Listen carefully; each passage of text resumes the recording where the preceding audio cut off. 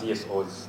So this project is divided into two sections. There's the power of learning that is being handled by Manuel Daniels, and then there is the real or research and learning, or what we call real, basically that CSI is handling. And we as CSI, basically what we are doing is, or what we are doing is we are supporting or equipping these CSOs with the capacity to do research so that they can be in position to improve their CSOs. So we embarked on this journey, and we partnered with 23 CSOs across Uganda from the different regions, as we'll see as the presentation starts. Now, before we started this research, we brought these CSOs together and were split into 7 and then 14. Now, we asked them, what were the main challenges that you are observing or undergoing as CSOs? And they identified 2. The first one was shrinking civic space, and then the second was CSO sustainability. Now, once that was clear, we were given a task of trying to explore and understand, yes, the space is shrinking, or everybody claims the space is shrinking for the CSOs, but is it the reality on ground? Does it, resonate with what everybody is saying? Sometimes it's just rumors, okay?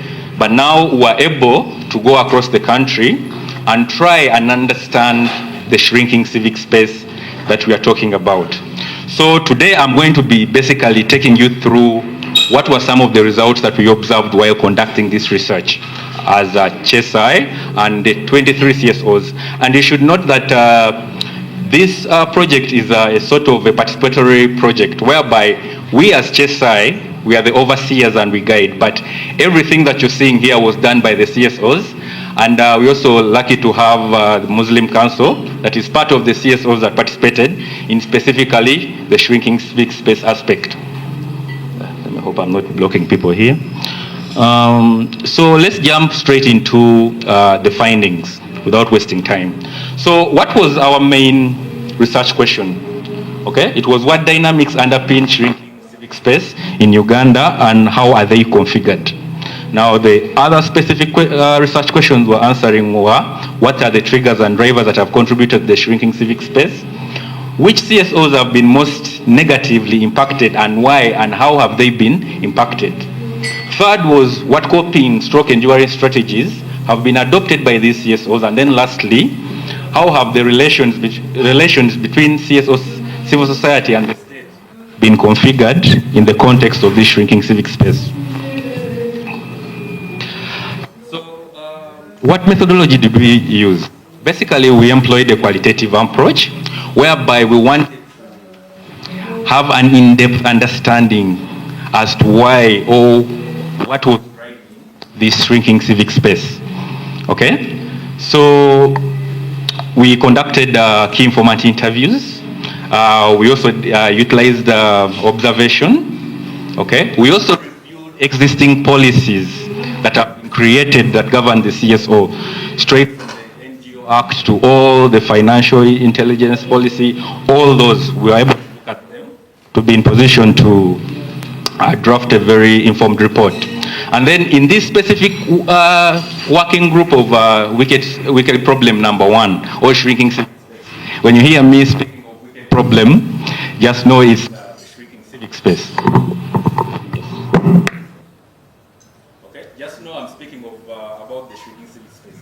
Like I mentioned, this was research that was conducted across the country.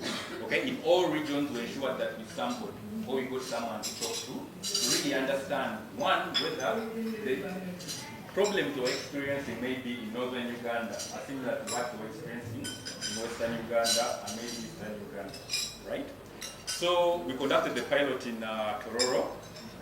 Then we also spoke to people in CSOs in Kampala, Iganga, Gulu, Arua, Mbarara, and we spoke to a total of 38 respondents. But you should know that as part of these respondents, we included also the key players in the NGO world, or the CSO, framework. That is the NGO Bureau, the Ministry of Internal Affairs, and all those that fall within that docket. Then, of course, we analyzed the data, and these were the findings that we came up with. Okay? What were some of the triggers that we came across? The first one was the intensifying political advocacy and activism by civil society. Secondly was the lack of awareness by government. Okay, raising awareness. What we discovered here was, yes, government comes up with policies. Say, for instance, last year they updated the NGO Act, okay, from 2026 to 2024.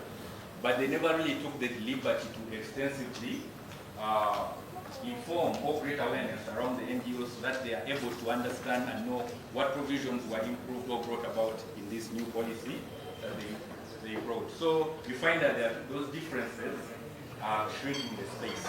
Then there was a failure to comply. There are CSOs that just simply fail to comply with regulation.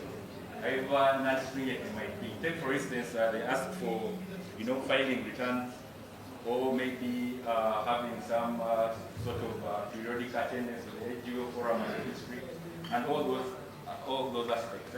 So their failure to comply with some of these things triggered the shrink of the space. And then finally, the COVID pandemic. Conducted this during the COVID pandemic, so that's why really COVID stood out at the time. Then moving on to the drivers, what were the factors that were driving on enabling or shrinking this space in reality? The first one was increasing resource constraints.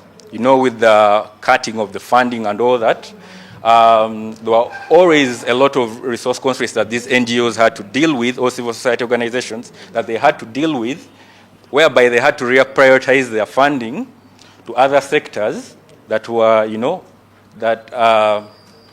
at the cost of maybe the CSO operations. Then the shifting donor priorities, we are all very much aware. USAID closed out. But even before, the CSOs were shifting out. Remember, there was the Ukraine war, the Gaza war. All these shifted the funds or the interest to those areas. And, they were not able to get the funding. Then the politicization of civil society. This one specifically is very important because currently there's a very big divide in understanding the difference between creating advocacy around democracy and then the politics. There's a very, very, very thin line between the two. So you find that with the politicization, government came up with more stringent measures to ensure that they monitor the activities of the CSOs that were especially dealing with human rights and advocacy work. The other finding that we came across were the religious institutional patronage. Okay. Now, how does this work, or how did it come out? You'd find that some institutions, take for instance, that some civil society organizations that wanted to do their work, okay, they would receive more reception from the district if they were under, let me say, they were a Christian-based CSO. Okay, they were going to do their work based on a Christian foundation. Okay. But on the other side, we discovered that when they came in with the Islam part, they were maybe Muslim-based, okay? There was the government sort of put a critical eye on them and their operations, okay? That's what we discovered. And then there's the conservative culture norms. There are CSOs that were trying to take, for instance, implement aspects like maybe, say, family planning, but you're not going to drive it onto young girls as early as 11, despite them being teenagers, you see? So you find that CSOs had a lot of challenges getting their projects accepted, especially when they did not conform with the social culture norms and all the LGBTQI and all that. And then the repressive legal frameworks, take for instance the POMA, whereby, if 3 or more converge, then you have to seek approval. All this also affected, on top of the complex bureaucratic requirements, especially at the district level, and then the corruption that follows. Then who was most affected?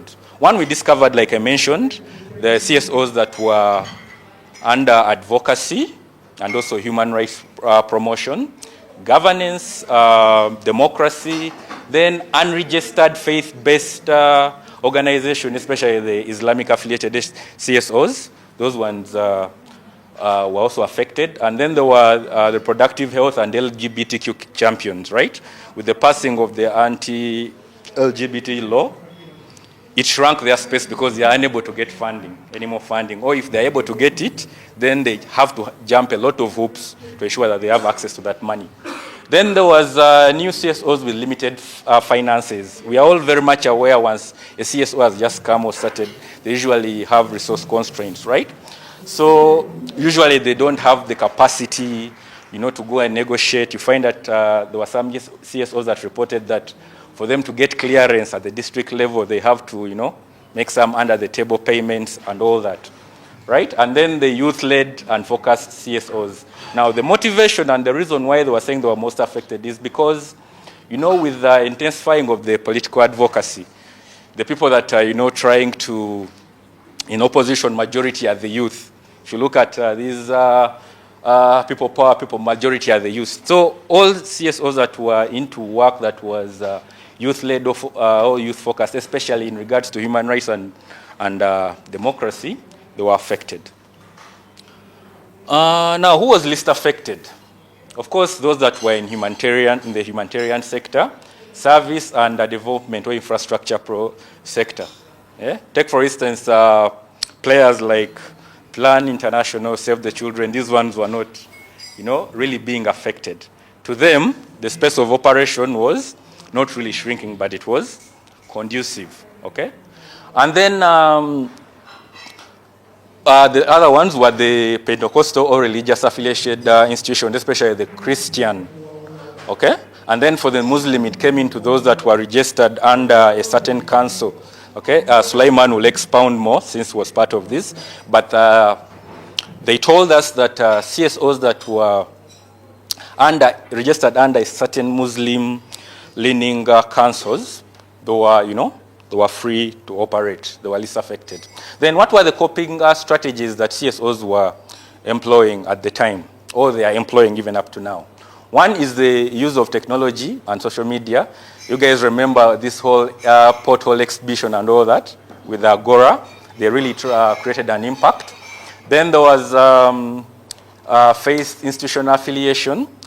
Take, for instance, if you go into a community, and maybe it's predominantly Muslim, and your CSO is Muslim-leaning, then you get better reception from not only the leaders, but also the people that you will be working with. And then there was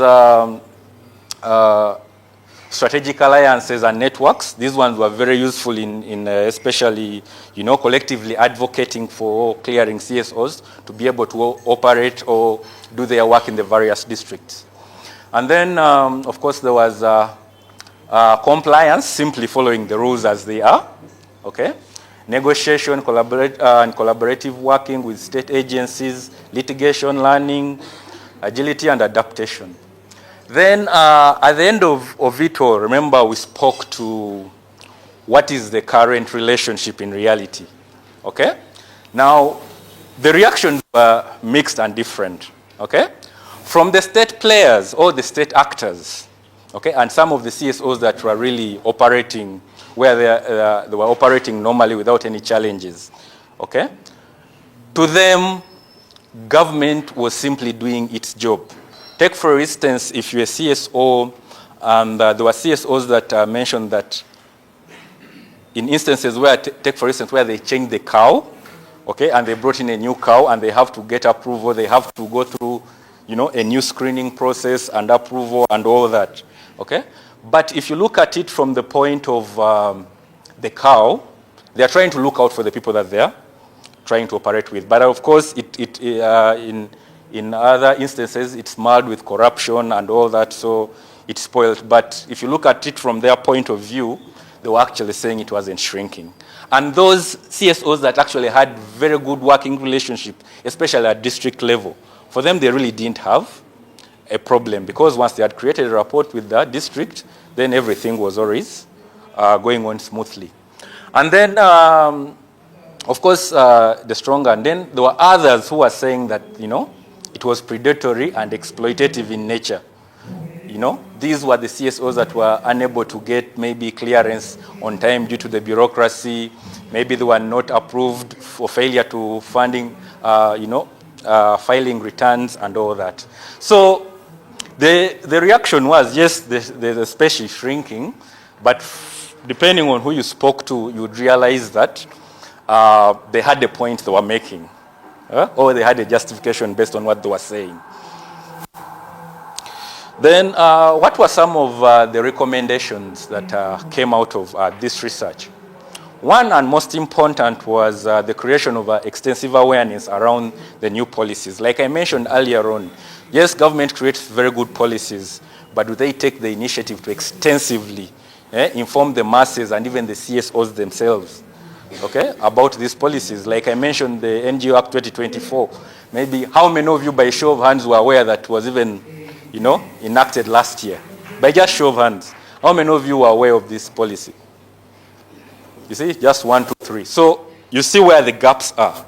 So this is, there's a need for that extensive awareness creation. Then there's a need to create a platform to facilitate continuous dialogue between state and non-state actors. I know there's so many people that have started this and are working on this. Then CSOs should continuously share information with one another. There's a need to strengthen partnerships and collaboration within the civic space. Then there is a need to raise awareness and promote learning about the existing regulatory requirements for civil society. And then lastly, continuous advocacy for policies to enable civic space that can expand, to expand the space, okay? So I think with that, like I mentioned in the beginning, the project that we are running keeps evolving. The first stage was, what challenges are you as CSOs facing, and how do you want to address them? And then we went and discovered that actually the space is shrinking. Now, in phase 2, where we are at, okay, we are trying to create a network, sort of, we developed a concept, of course, titled Leveraging Social Media for Impactful CSO Advocacy in Uganda. And what we are going to do is we are going to create a network, okay, whereby we are going to scrutinize the NGO Act in great detail to understand, yes, what are the good things about it, and then what's not really good about this policy. And then it will also be some sort of, we shall create some form of information hub, whereby CSOs have to access to easily readable and understandable materials around the NGO Act. And then lastly, we hope to, you know, write and publish a policy paper that will really, you know, guide around the NGO Act. I think with that, thank you so much.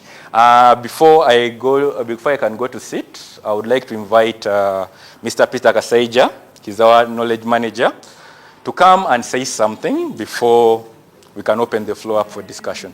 Thank you so much. Do I need to use it? Okay, thank you very much, Henry, for the presentation. I think it more or less speaks to the work that we did under this particular component of research working with the CSOs. Once again, my name is Kasaija Peter. I'm a researcher from Makerere University Geography Department. And I've been part of this team that has been working with Sulaiman, who represents the Muslim Center for Justice and Law, and other CSOs in this particular initiative funded by the Dutch government. I believe Henry gave you a very good overview of the objectives of this initiative and how we came to the research, the findings that he's presented.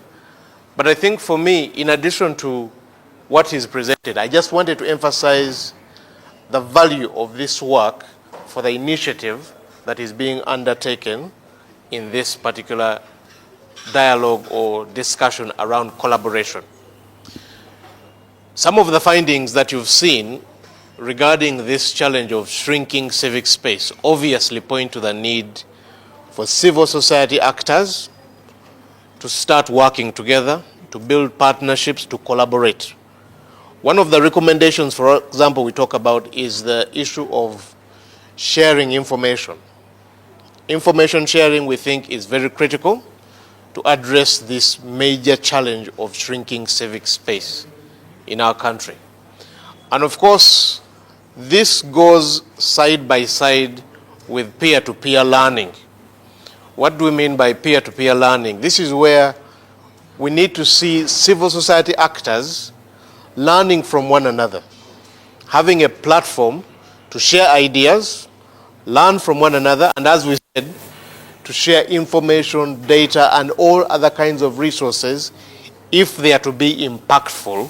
And that is where the collaboration aspect is really critical and very important based on the research that we did regarding this particular challenge. I think those are the few comments I would want to add to his presentation. And with these comments and his presentation, we can respond to some of your own observations, reflections, questions, and see how we can work together to ensure that what we are doing in this initiative feeds into this collaborative engagement that has been set up by the Muslim Center for Justice and Law. Yeah, thank you very much. So I would want to pass it on back to Hamid. Thank you. Thank you so much, Mr. Peter and Mr. Henry. Right at this time, I want us to go through the reactions, other recommendations, supplements, anything. Hello?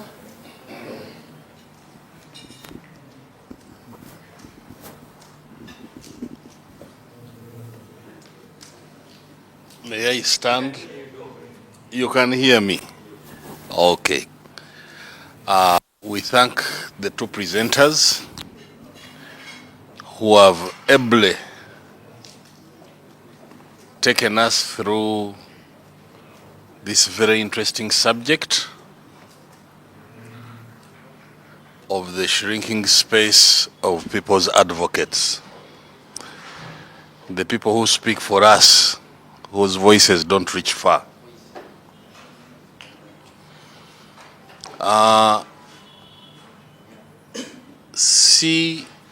CSOs have a notoriety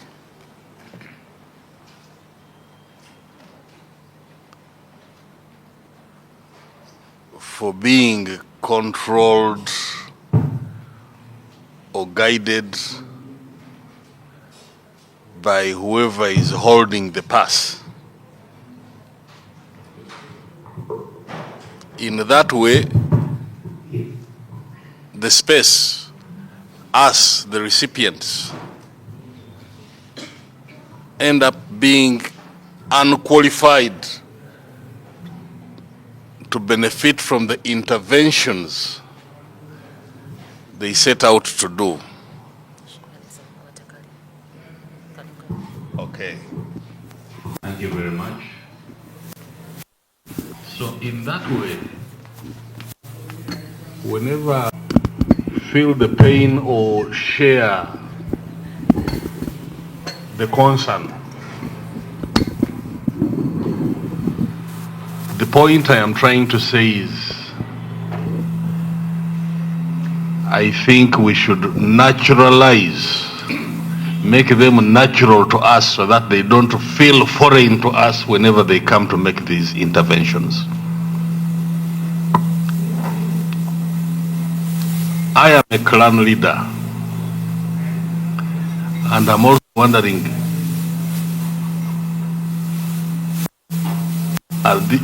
that one becomes like a cultural organization or something like that.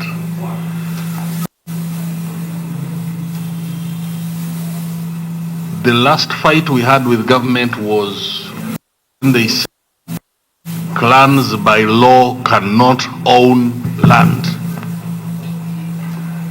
That was when one of the clan leaders died and he had the clan land, and the wife went to the administrator general and took the land.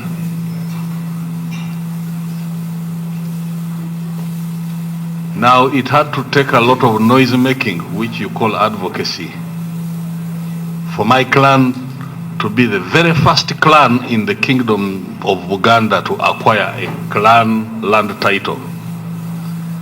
And how we got it? We had to register the clan as a trust so that we can hold the land. So the top clan elders became the trustees, and somehow we saved our land. Now, if CSOs, if you call CSOs like I, and then the cultural entities still don't come into this space, which I also try to look at as CSOs of one way or the other. When the big stick comes falling, you won't have people crying for you.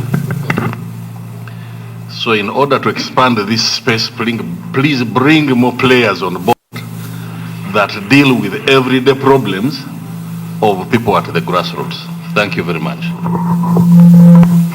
Intended to be that way, or if it would have been civic space for CSOs, because if you say shrinking civic space, then you start a research with a biased mind. But if it is open, it would be more objective, such that you are able to look at the two sides of the coin, looking, of course, at the ugly side, but also the best practices, some of which have come out. For example, the dialogues that are going on between CSOs and the government. Even yesterday, we saw there's a dialogue between the Minister of Internal Affairs and interacting with CSOs. Next is I think there is a lot of impunity that needs to come out clearly, because the laws are there, the policies are there, but the practice is different.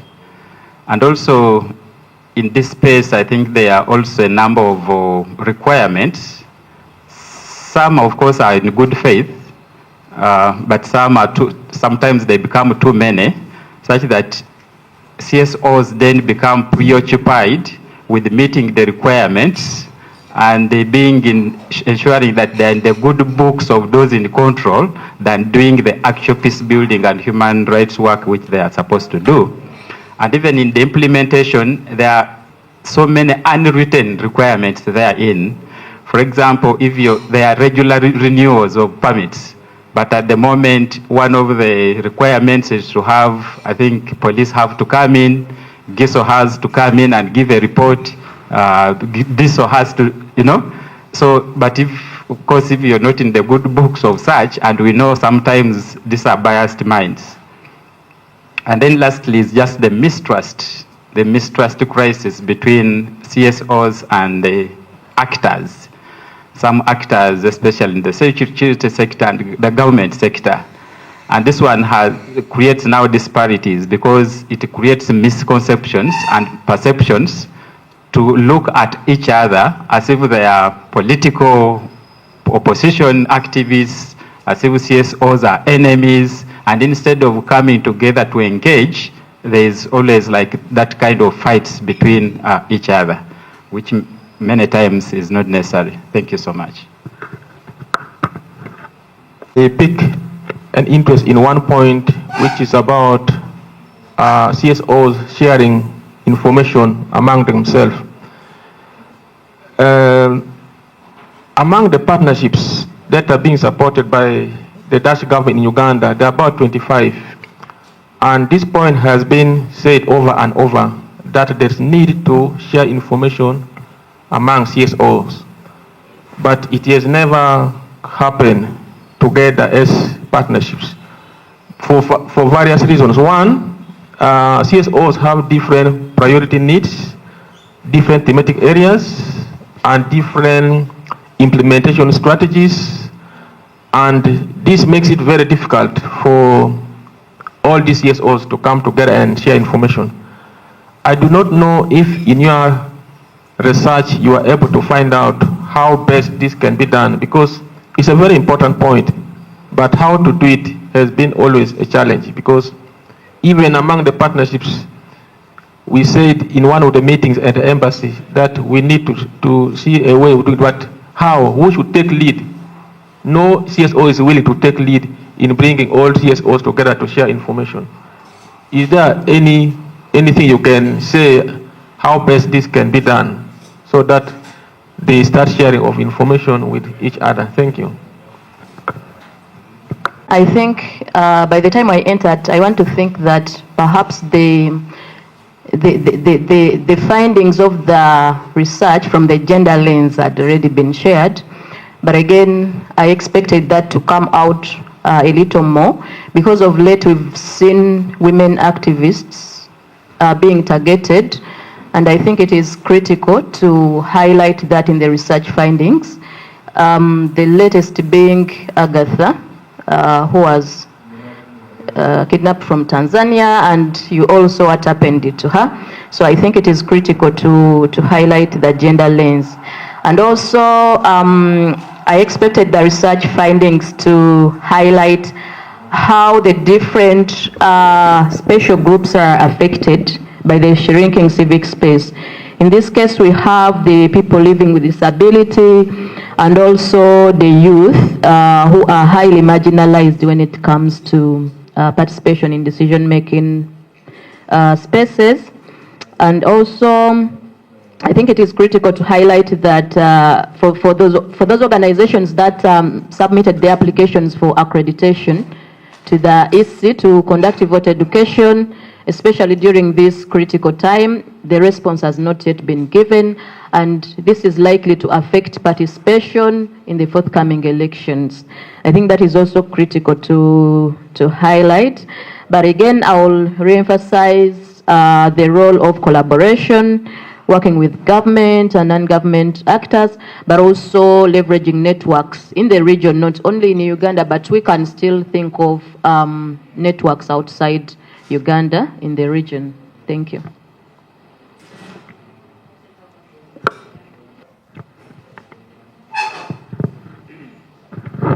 Thank you. Good morning. My name is Lena. I work with FIDA. My comment about the shrinking civic space is in regard to the lack of a unified voice. I remember when we started experiencing shrinking civic space, starting with the closure of DGF, LastNet came out to make a statement about it until they were threatened to mind their business because it was beyond our control, it was very political, and it had high stakes at executive levels of government. But the impact is still felt up to date because so many organizations crashed with the closure of DGF. But my observation is, as CSOs, there are so many organizations doing similar and related work. There's a lot of duplication under legal aid and other areas. But you realize that we don't have a unified voice. Who speaks for the CSOs? Because at least for the legal aid service providers, we have LastNet, but still there are limitations and constraints as to what they can and cannot do. Perhaps if we consider to have a unified voice, then we would have a strong force against government fighting civic space in Uganda. Thank you. And again, it goes back to the conceptualization of CSOs or civic space. Unfortunately, traditionally, we've looked at all other objectives that are relevant to our societies when we are talking about development. And I think that's a very good strategy. He points out that cultural institutions need to reinvent themselves so that they become relevant and important and become impactful. And I think that is a point of reflection for us moving forward. How do we mobilize cultural institutions as important actors? Actually, they are not just important. I believe they are very powerful. One of the most powerful actors that we have in this space of society. Then the framing of the research that we undertook, the way it was headlined as shrinking civic space. Yes, there was a lot of back and forth, debate about the particular title of the research question, because ultimately there was one voice that said, is civic space shrinking or is it changing? Because there's the issue of objectivity that you bring in. But ultimately what won out in those many voices that we're working with, because this came up from the CSOs that we are working with, it was not dictated. To them, they felt that civic space is shrinking, but definitely there is a caveat that it appears, based even on our research, it seems to be shrinking mostly for civil society actors that are focusing on human rights, while it's a little different for actors that are simply engaged in provision of basic services. For example, healthcare, education, housing, and all these other politically neutral sectors or themes. They seem to be operating well, they seem to be working well, and they seem to have good relationships with government actors. So those are the difficult questions that we have to engage with when we are dealing with this animal called civic space. It is very complex. So I hope that kind of like responds to that particular challenge, that it's a very nuanced reality that we have here in Uganda. And that's why at the end we talk about a very complex relationship between civil society and government. We are not saying it's a bad relationship. What we are saying, it is just complex. There are nuances, there are differences. So it's about harnessing the strong points and working on the weak points where there are challenges, where there are problems.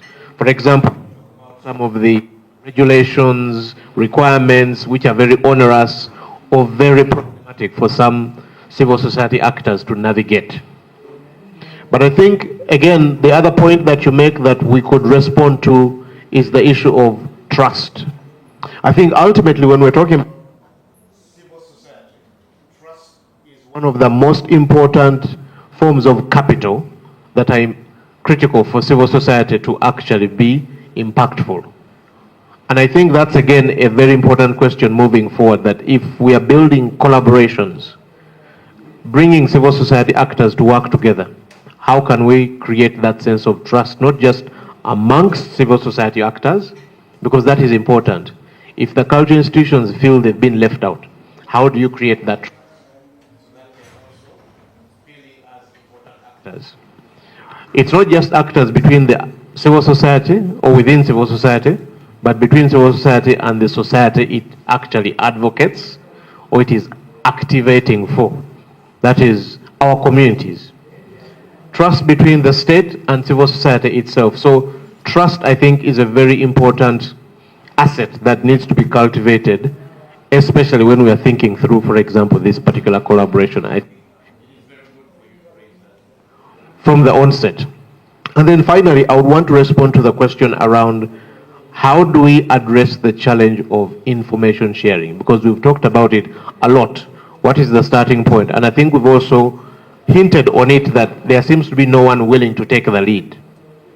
But as a starting point, we already know, for example, we have the NGO Forum, which is a platform that brings together NGOs.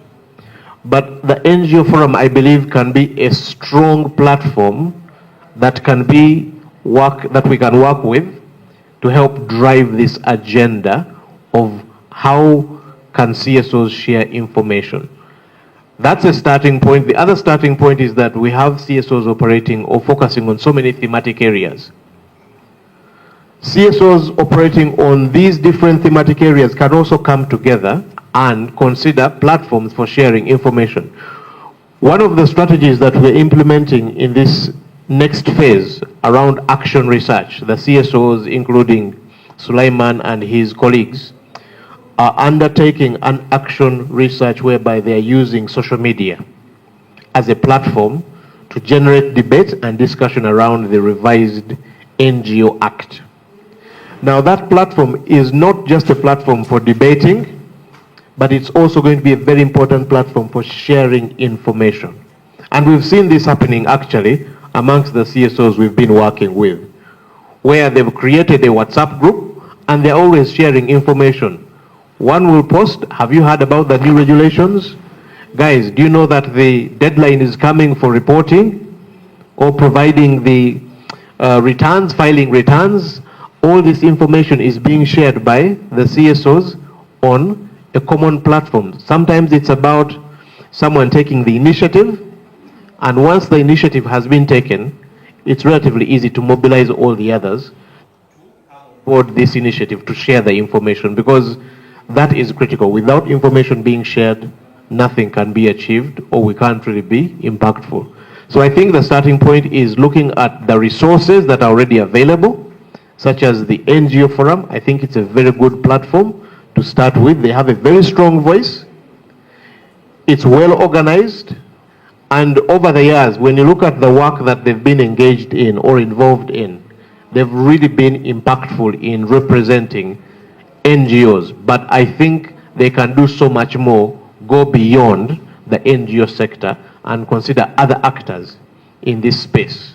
Or as a starting point, it could be NGOs sharing information. And once that model is successful, the model that they've set up to share information, it can be replicated amongst other actors in civil society, knowing that they are different. They have different interests, different strategies, different ways of organizing, different ways of mobilizing or approaching the issues that they are focusing on. It's about having a platform and then a model that is agreed on how they can share information, how do they deal with emergent challenges like threats and all these risks that we see emerging in the world that we are living in. Because all these platforms, while they are good, they have their strong points, they also have their weaknesses. How do we ensure that as we are sharing this information, we also address the inherent risks and threats that come with open-ended platforms for sharing information? Yeah. Thank you very much. My colleague Henry, I think maybe you can add on to some of the other comments I've not responded to, and then even the next session. Thank you. Yes, thank you so much, Pete. Just to add to what you've said, I'll just add to the question around the special groups, the special interest groups. Like I mentioned in the beginning, when we were recruiting CSOs onto this project, we considered all those aspects. So we sampled from a range of actors that the Dutch Ministry of Foreign Affairs was working with. So it gave us really a comprehensive sample that was representative of all the CSOs that are in Uganda under the different areas under which they are working.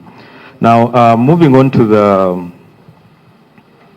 the closure of DGF and the impact it had. Of course, it had a significant impact, especially regarding those CSOs doing work around advocacy, democracy, and human rights.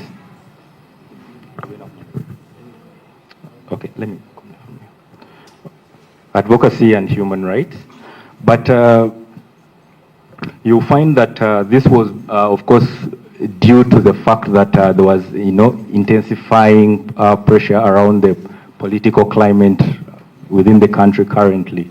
So that is why they were able to cut them off. But what we are trying to do as CSI is we are trying to put together a network, okay? Although the challenge that we are having is, of course, like the gentleman mentioned, is the challenge of trust, okay?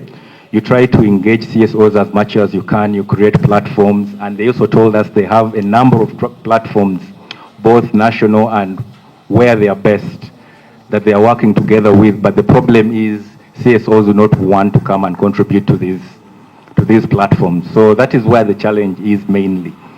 And then lastly, just to add on to the last point of the platform we are currently running. We are currently running a WhatsApp platform that was created by Muslim.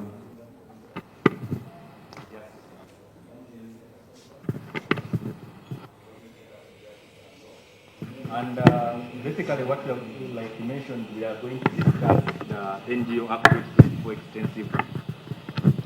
Okay. Okay, we are going to discuss it extensively.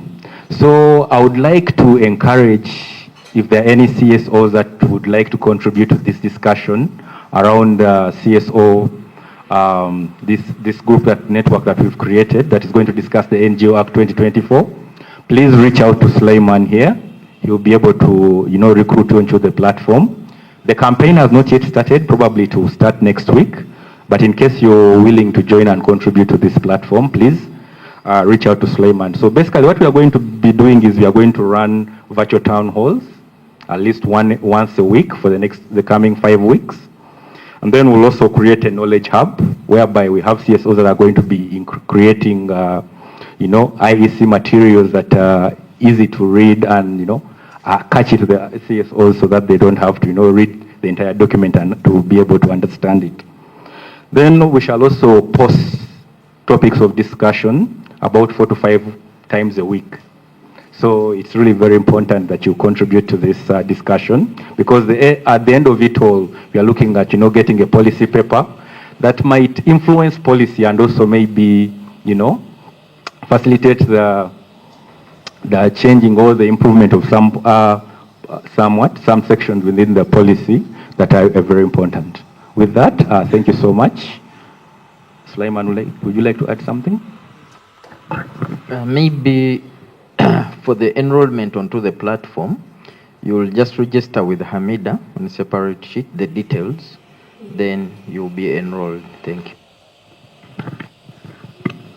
Thank you so much for those reactions. And I commend Muslim Center. We've already started strengthening our capacity to try and see that these reforms are being put in place and have the ability to speak about these issues. So right now we are going into another session.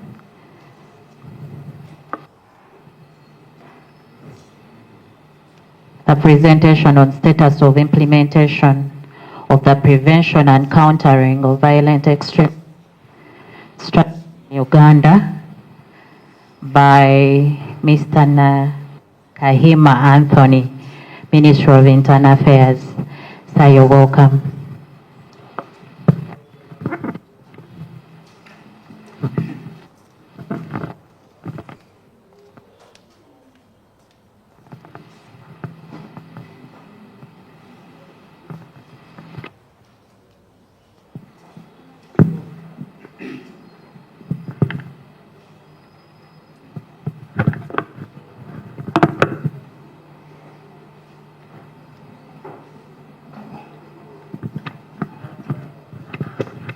Good morning, ladies and gentlemen. You haven't eaten anything. Good morning, ladies and gentlemen.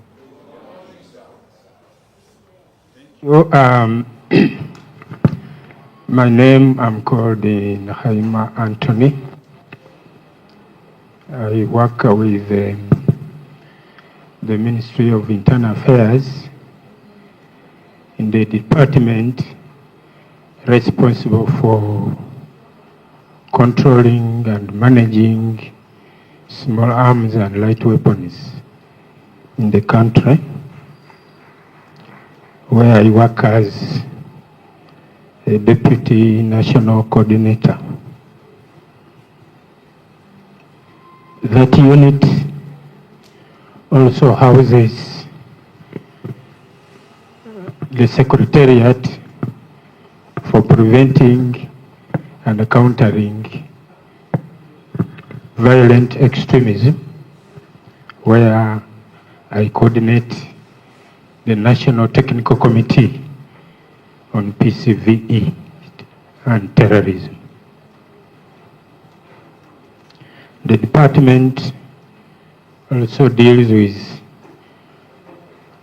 early warning and early response, and the national unit for Uganda under the IGAD is under that same department, where I happen to be the principal legal officer for that department, for that unit for Uganda, conflict early warning and early response. And I request you, I sit down because age is working on me. And first thing is that I have not been here yesterday and before, so I don't know exactly what you have been discussing, although I got a bit of it this morning. But discussions on preventing and countering violent extremism have been going on in Uganda for some time. And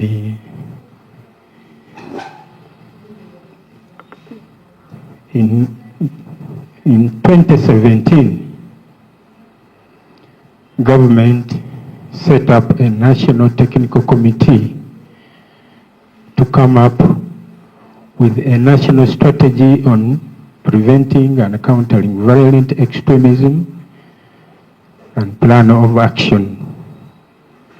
And that committee was interagency from the various ministries, departments, and agencies, as well as civil society that have a bearing on issues of violent extremism and terrorism in this country.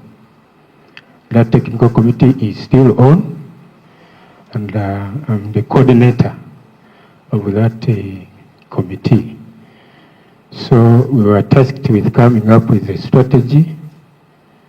It took us some time because of many challenges, but around the 2022 January, government adopted the national strategy on preventing and countering violent extremism as well as terrorism.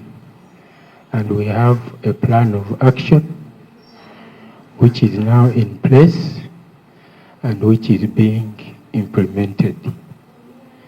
Right now there are some ongoing reviews, but for us at the ministry, together with the National Counterterrorism, we are at the center of it, and a lot of it is going on with the support of civil society. I also happen to be the secretary for that inner thing that deals with the PCVE, leave alone the terrorism part, but preventing and countering violent extremism. I'm the national secretary. Our chairman comes from the National Counterterrorism Center. So today, I don't know what exactly I'm required to do, but I think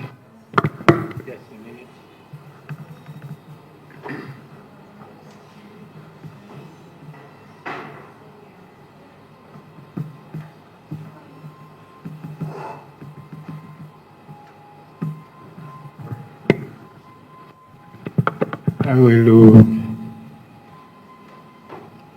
touch on a few things. I'll be looking at how can it, I'm not good at computer, how we should work with stakeholders in implementing the national strategy on PCVET, particularly how are CSOs brought on board in implementing PCVE. Of course, we have that national action plan on PCVET, but how do we collaborate as a government with the organizations that have a bearing in this space of violent extremism? Of course, there are challenges which we have been mentioning. I came in the room when somebody was talking about trust between government and CSOs. That is the discussion.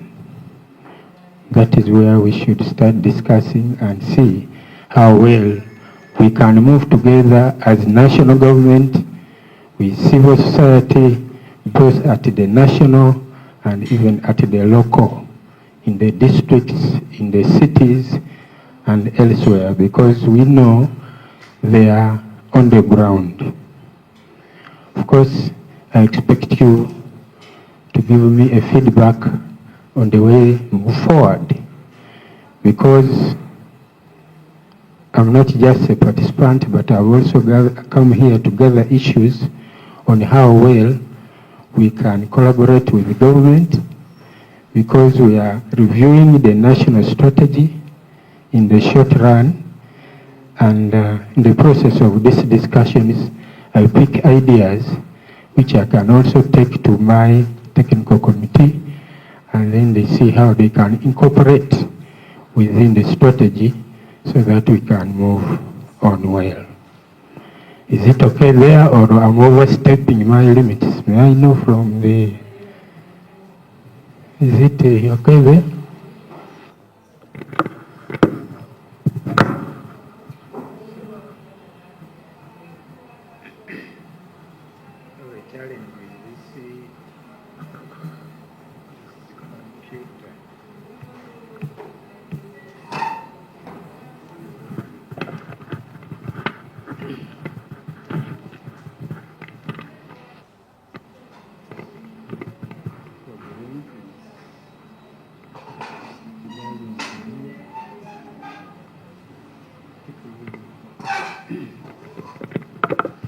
I wanted to tell you that I'm also not a civilian. I'm a man from the forces. So, but usually I behave like a civilian. The reason I'm not in fatigues and all that, Mr. Mumza here knows me. I know a number of friends around the room. So I'm not a very new character in these discussions. And we've already talked about the national strategy, and we are actively implementing it with several projects and activities in cooperation with various actors, including local government institutions, law enforcement agencies, and relevant civil society organizations. The National Technical Committee on PCVET integrated a whole of society approach in all stages of developing, implementing, and monitoring the national strategy, including the National Action Plan. I hope most of you are aware of a whole of society approach in these things. Whole of society meaning everybody should be brought on board. That is the approach government is using. It is even an approach that is in the regional strategy on PCVE, the IGAD regional strategy. It is even in an approach in the global counterterrorism strategy. These things are no longer matters of government, but they are for everyone. For women, for men, for government, for civil society actors, for the young, for the old. Everybody must be brought on board in a whole of society approach, because it affects us, everybody, in equal measure. Previously, people saw it that matters of terrorism, matters of small arms, matters of bombs are matters of security. No. We are now saying all those things, we should involve everybody. That is why civil society should play a very, very important role in implementing strategies on preventing and managing violent extremism. So we involved everybody at all these stages, For example, at the formulation of the strategy, we brought on board all those government agencies, ministries, blah, blah, who have a bearing on a bearing on violent extremism. Then we also brought on board civil society. Originally, when government was formulating, appointing members of the National Technical Committee, they looked at security, UPDF, police, intelligence, what, and we started working. But later on, we realized that we should bring other actors on board. That's why we said, let's have an actor from civil society to come on the national when we are strategizing, laying out the plans. And that's why Despina came on board. You know Despina? Mwembe. She's from URI, and she's the one representing civil society at the formulation, at the implementation, and at the monitoring and evaluation of activities on preventing and countering violent extremism. So these actors provide a platform for increased collaboration by government, civil society, and other relevant community actors engaged in PCV in Uganda, as well as filling a critical gap in efforts to promote a whole society approach. Just like in government, we also have a whole of government approach. It's an issue, we get all those government agencies, ministries, departments that have a bearing on that aspect and implement it as one whole of government approach. These are now the thing that is addressing the emerging issues, even in small arms control, even in transnational organized crime and other stories. So these partners with the government in the effective implementation of the strategy and plan of action across the country. You can move on, it's okay. So Ministry of Internal Affairs is at the center. That's why I came in to be the national coordinator. Not that I'm a very big high up there, but because I merely come from the center, from the office that is at the core. Because when governments met in East Africa, they said, government agreed that the Ministry of Internal Affairs should coordinate all these affairs. But we don't do it alone. We coordinate it with other ministries, agencies, and departments. And we have PCVE structures that include the National Counterterrorism Center. When I talk of terrorism, people start, do you know where it is, Mr. Mukalas? Where is it? National Counterterrorism Center.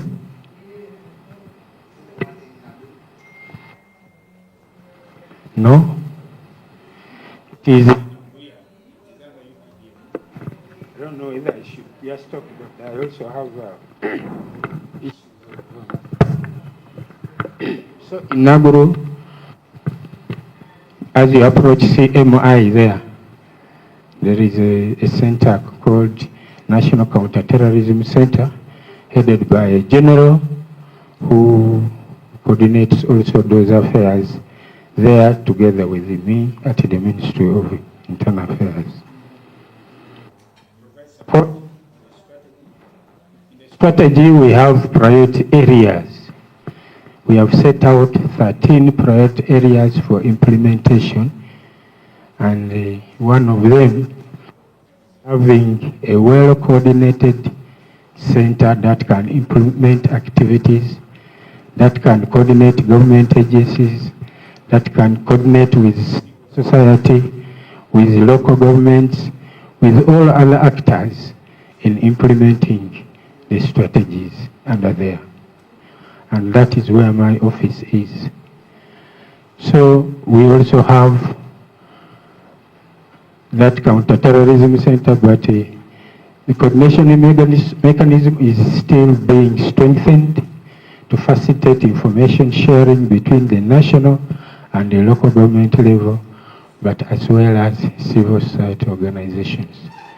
Ideally, whatever you do about PVA, you are supposed to be coordinating with that office where I come from, and through the head of civil society, PCVE, that Despina lady, she's the head of civil society initiative or collaboration. Is from Yuri,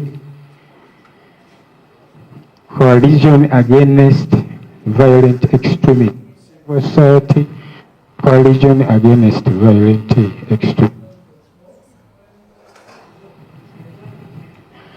And strategy, we have identified civil societies as one of our major partners. In each of those focus areas, we see civil society appearing. In community engagement, for example, go out to the communities to bring them out.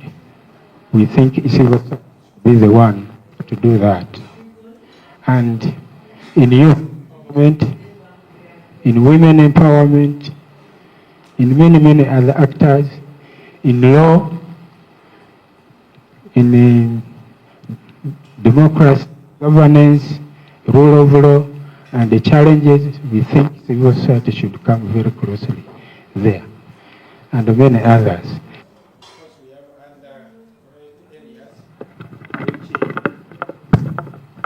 We expect much of civil society, like for example, in detection, in investigations, pursuing the terrorists, but we may also expect you in mitigation in case of, and you come on board, maybe to provide some assistance here and there, in public awareness, in education and awareness, that's very important. In de-radicalization, there are people who are de-radicalized, especially prisons. How do you help us?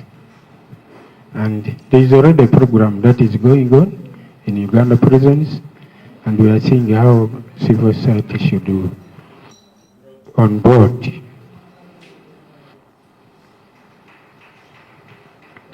So they refuse.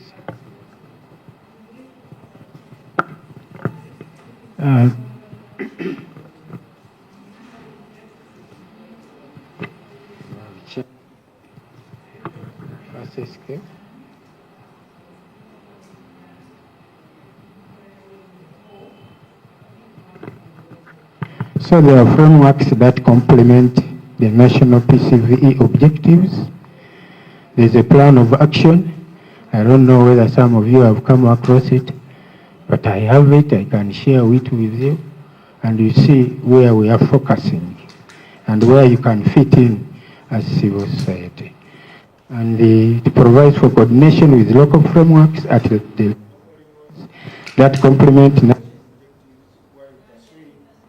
a tailored approach meets the unique needs of their communities. The strategy also recognizes the role of local leaders, civil society, academia, the private sector, as well as the other local structures. We also have regional platforms, PCVE platforms, which bring together all kinds of leaders in security, in local governments, in civil society, academia, opinion leaders, cultural leaders, everyone to dialogue on PCVE issues. They are regional. Even in Kampala here we have, where bring RDC and all other partners, the media and everybody to discuss, to dialogue. So these structures have been established in all this, in about 8 major regions of Uganda. Northern Uganda, West Nile, Nyoro, Zoni, around the central here, metropolitan, central, and even western Uganda. These are meaning that people can come and sit together and start dialoguing instead of fighting. Tell out your issues, give us your plans, share appropriately, and see how we can integrate and move forward together. So we have done that, but of course there are a few challenges that we are still organizing. We are yet to strengthen each of them. And we hope that you can also set up your own small platforms on PCVD, like a civil society platform on preventing and countering violent extremism.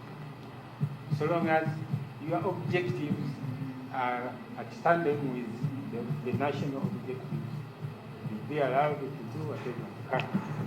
And you give us your reports and see, measure how you are contributing to the national efforts on preventing and countering violent extremism. The violent extremism that I'm talking about is not this extremism in the families, fighting, domestic violence. I'm talking about violent extremism that leads to terrorism. I hope you are clear there.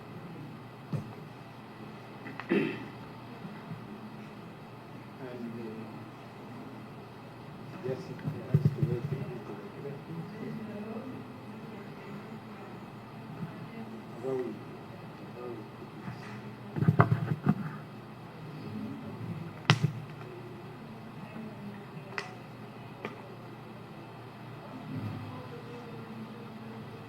So, my office, in collaboration with the National Counterterrorism Center and the UNODC, United Nations Office on Crime,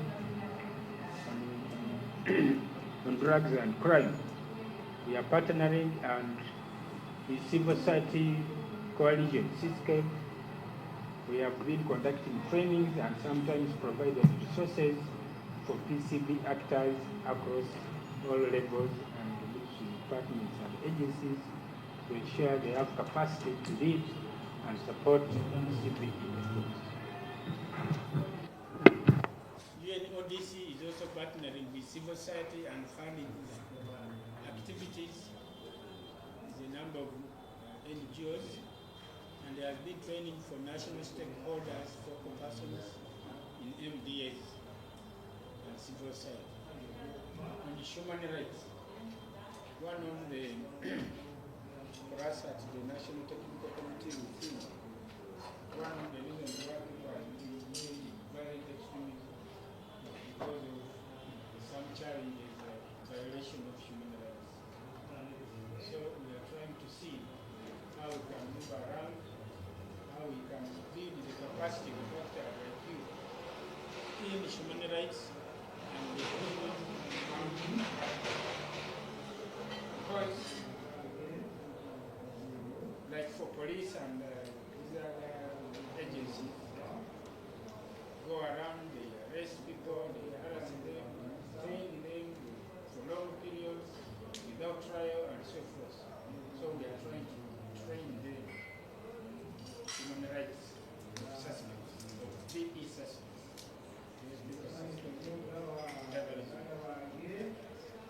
We also have support from the justice law and order sector as a ministry, and we have been conducting sensitization trainings with local actors, city actors in many parts of this country.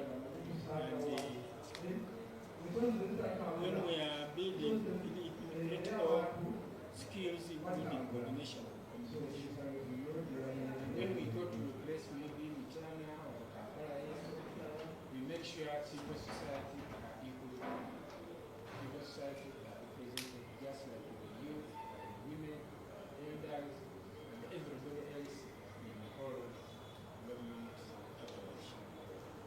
And we have also conducted a rapid assessment.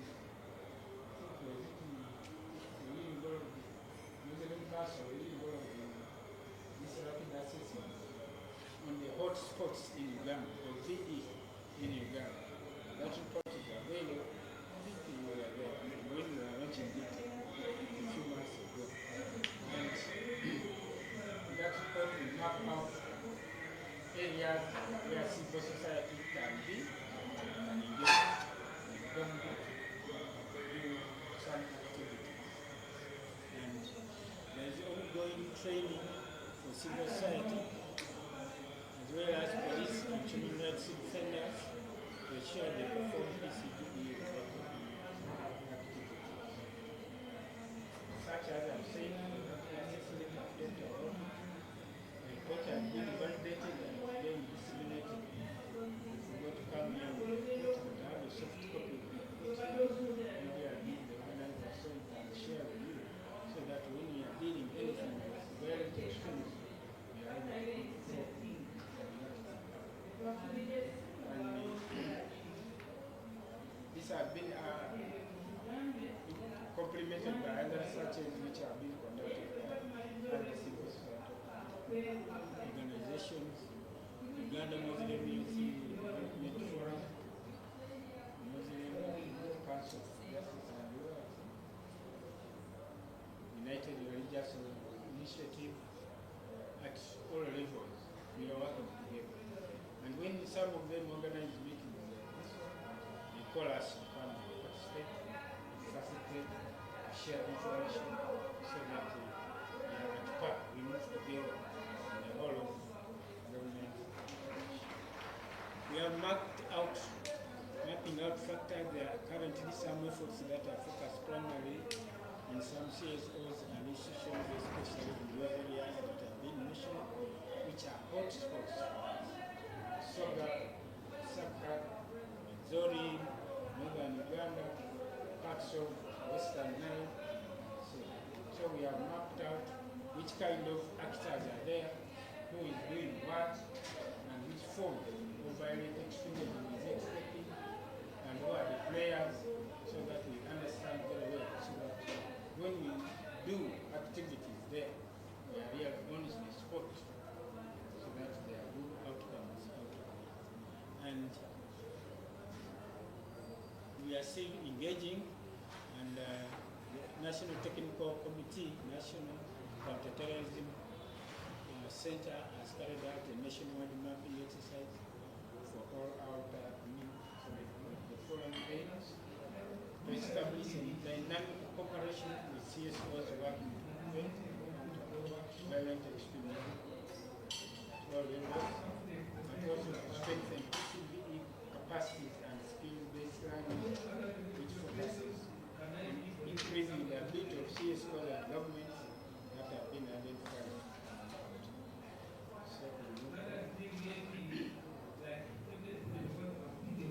We also have actors whom we have targeted at local government and the CSOs we have mapped out. Recently we had can I call it a validation exercise.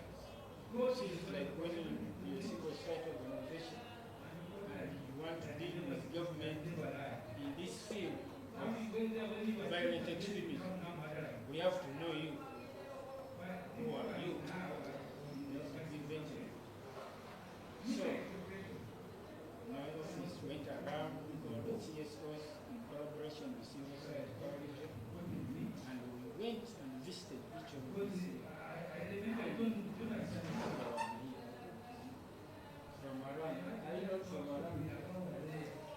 Sima House. We went to the map there to interview the people to see who are you. Are you real collaborators or something else? What activities are you doing? Who is funding you? Are you making reports to who?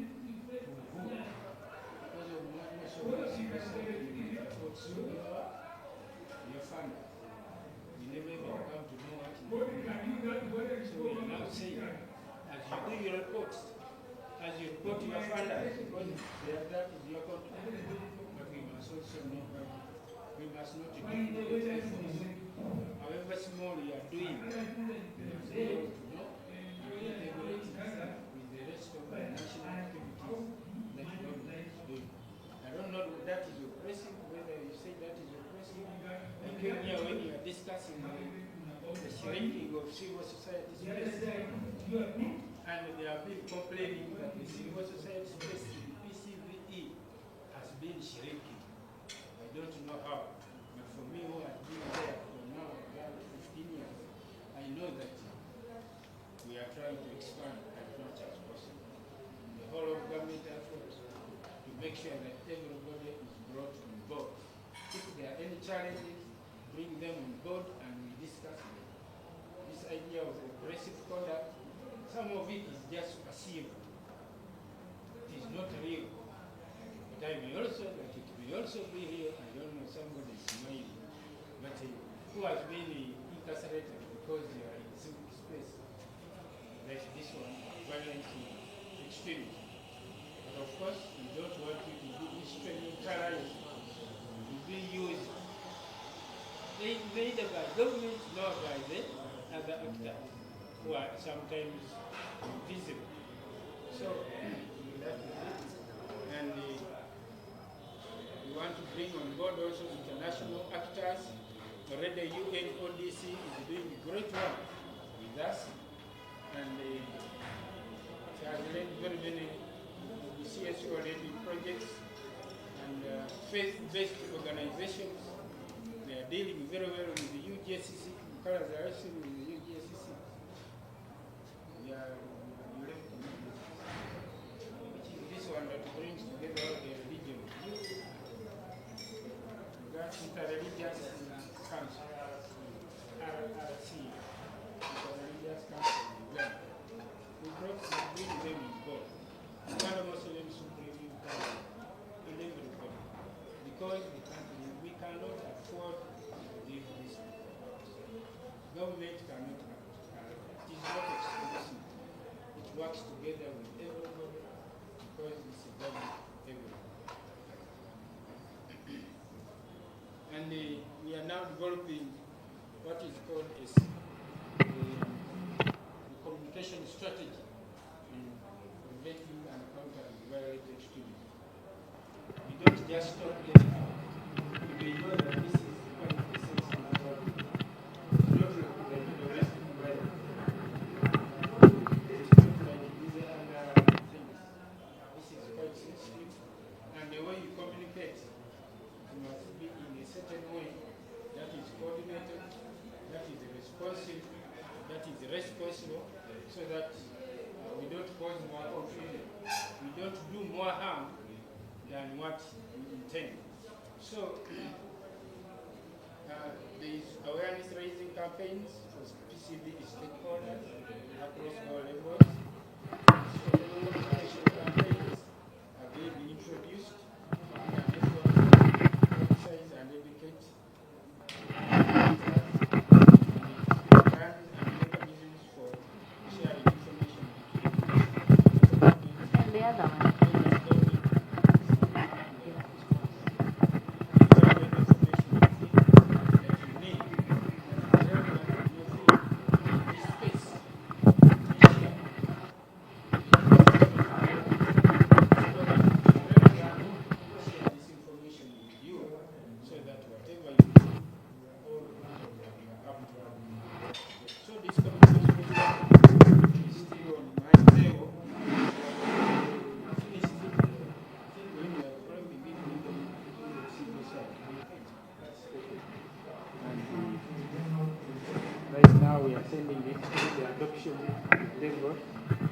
Through the adoption levels, and we think that very soon the minister is signing it, and then we shall start disseminating it, so that when you are in such a room and you are communicating about violent extremism and terrorism, you should do within the confines of that strategy. It has a way that it guides you on how to communicate.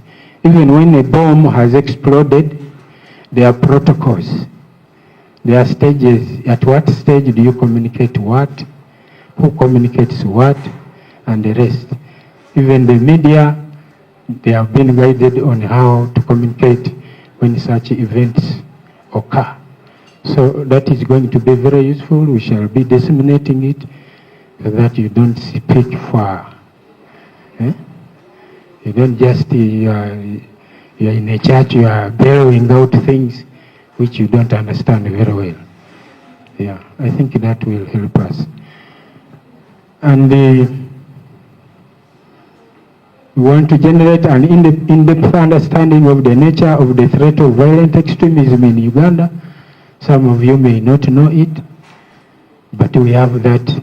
We can explain that given our context. How is violent extremism like? What is its level? Is it at the epicenter? There are three types. There is epicenter, that is the core, like you see Somalia there. Then there are spillovers, like now for us it is like a spillover from other countries. And then those who are affected, just. So we also identify PVE practitioners in Uganda, wherever you are. Identify concrete activities on the action plan to which local governments, civil society and others have to play, but also must have local action plans, civil society action plans and everything. Is there, are there any civil societies which are involved in PCVA here? Or am talking to? Here I can see that. So, do you have an action plan?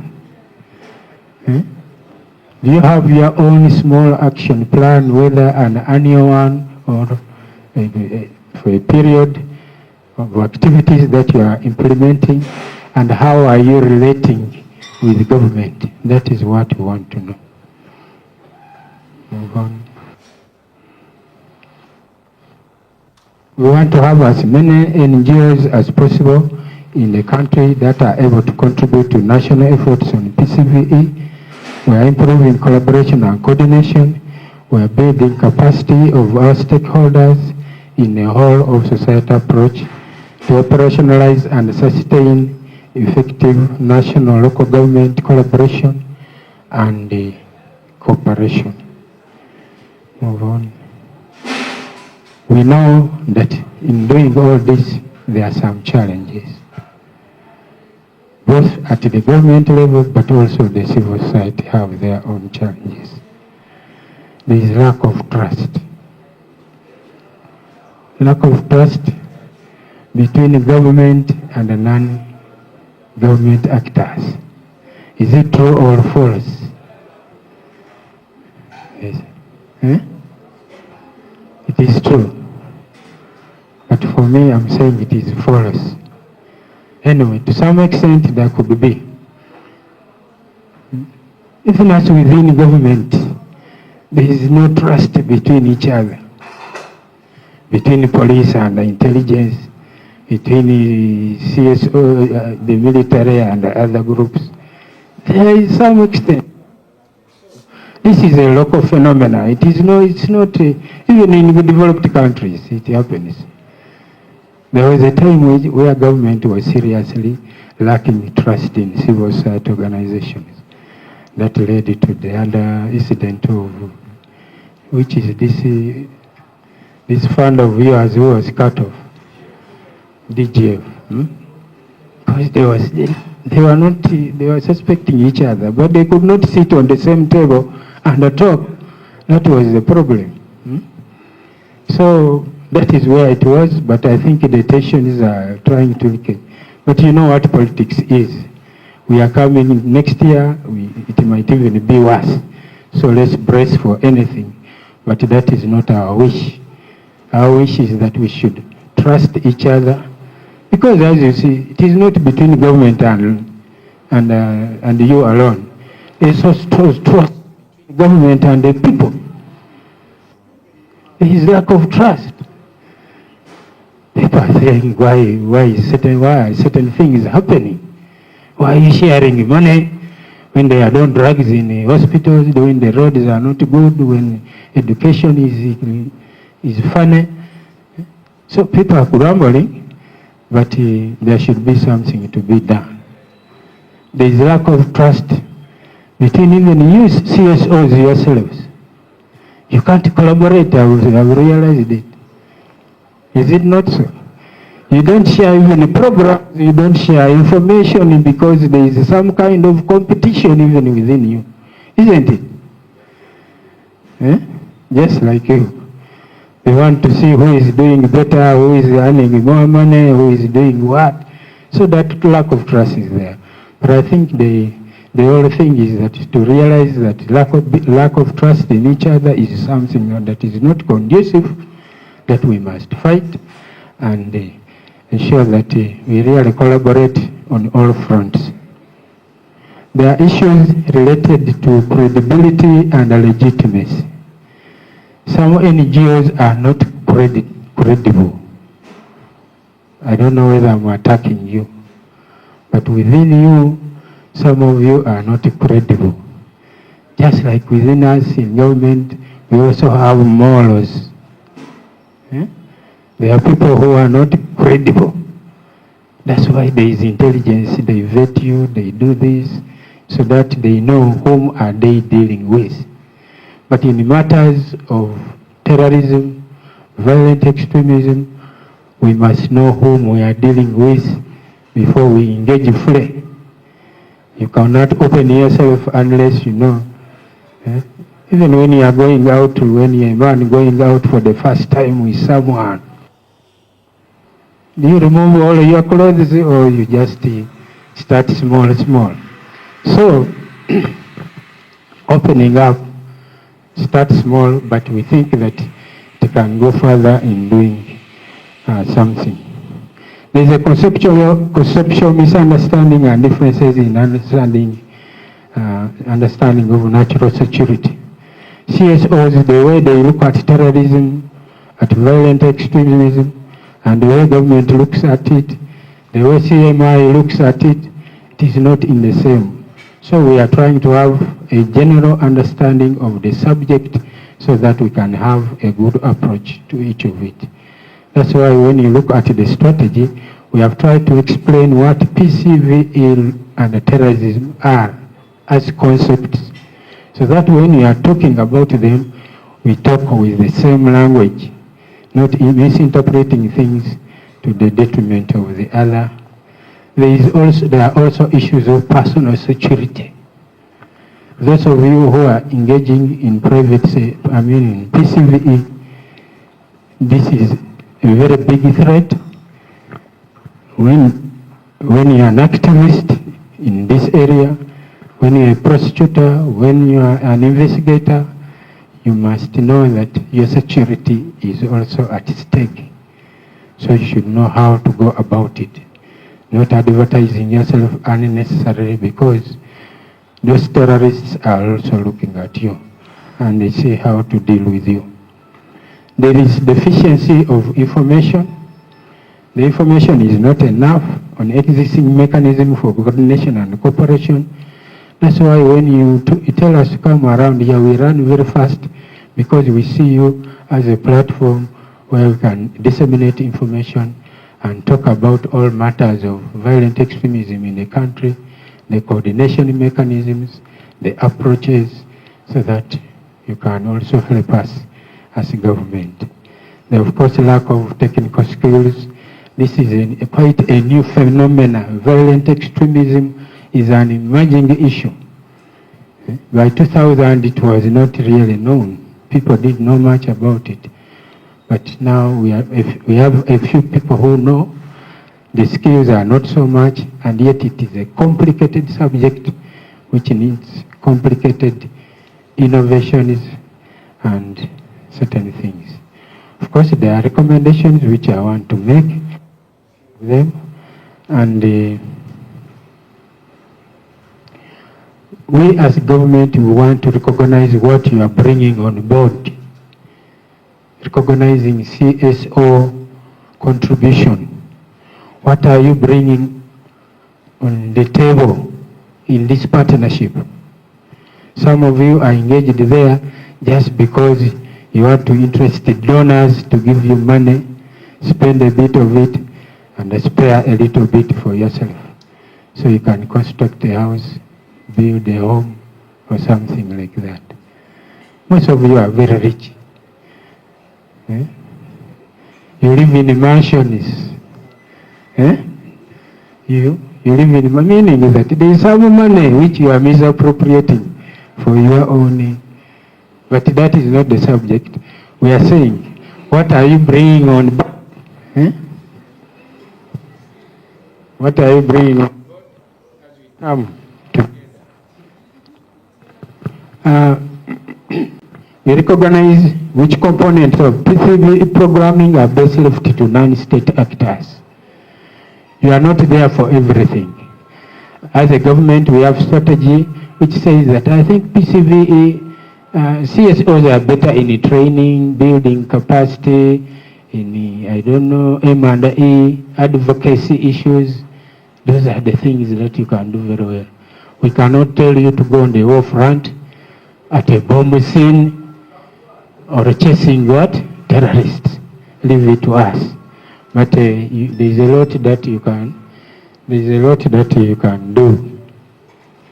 So, non-state actors must be clear about their capacities, experiences, and professional goals, and the government should facilitate their involvement in the full spectrum of PCVE programming, just like what our strategy says. And you are our front runners. Government officials should be trained on how to collaborate with local governments and other non-government actors. And this is what if we had the opportunity, I would have come here, talked about the PCV strategy and where you are supposed to be placed, how you'll be contributing to the national efforts. We must build the trust between ourselves as CSOs first. Then trust between CSOs and the government. Government must also trust its citizens. Citizens must also trust the government. But when we see all the relations are not good, that means we cannot go far. That is the truth. Even in churches, in mosques and what. Before you want God to help you, you must trust that He is capable of helping, isn't it? That Muslim leader, or is another world, in another world. Somebody who is a Christian here. So, trust is very, very important. Even in the family, if you don't trust your woman, you are here, but you are thinking, is that woman at home really, or she has run somewhere? Yeah? So you cannot even perform when you are in this room. Or you are suspecting your husband is reading certain books somewhere. It is not good. Trust each other. That is what they preach in churches and everywhere. And the national government needs to shed misconceptions and stereotypes about certain actors. When we are discussing the strategies on terrorism, we locked out all other everybody and stayed in the rooms with security alone. Security alone. Because they have a stereotype that civilians, they are not good in these matters. That is the stereotype. That they are warmongers, they are gossipers, they don't keep secrets, so we cannot trust them. That was our thinking. The generals on the table were thinking about that. But at one time we realized, but can we do it alone? We must involve other people, to trust other people, to do away with some of the stereotypes that Muslims are the terrorists. That is a stereotype that has been going on. So we look at Muslims as people who are not good, who are the terrorists. ADF are Muslims. Not all ADF are Muslims. There are some Muslims who are actually very good when you come near them. And non-actors need to prove their commitment to working in issues related to PCVE in a highly professional fashion. We expect you to be very professional when you engage in this civic space. And move on, counter. counterterrorism legislation should not be so broad that it criminalizes efforts by non-state actors to engage with individual at-risk terrorist radicalization or whatever. People have been complaining of civic space. Is the legal and the political space available for you? So government actors should enable credible and local government actors and organizations to engage in prevention by assessing and removing legal, political, and logistical barriers in their operation. That is what we think, and that is what we are moving forward. Mitigate security and personal security when you engage in this space. So, actors should be supported by government in avoiding or at least reducing the risk to their personal safety. And actors should seek the advice and assistance of law enforcement agencies in order to mitigate safety risks and so forth. And I'm about to finish. We should coordinate our efforts, regularly engage between civil society, should this be established through agreed upon flexible and responsible multi-agency coordination. It should be having committees, focused group centers, and periodically round-table discussions on this subject so that we see at every time, are we progressing, are we moving forward, are we stagnant, what could be the reasons, and then who is the problem, the way forward, and so forth. Then move on. We think that the government or civil society should both disregard negative and inaccurate stereotypes. I've already talked about it. We should provide civil society and private sector actors with legal and political space that I've talked about it. Police and others should not instrumentalize the local society organizations. Instrumentalizing meaning that they use you, for example, to get information. You should not be used by even government or any other. Sometimes they are used. This is the point that I wanted to do. Sometimes I'm not pointing at you, but you could be the one actually. That civil society, you are used as spies.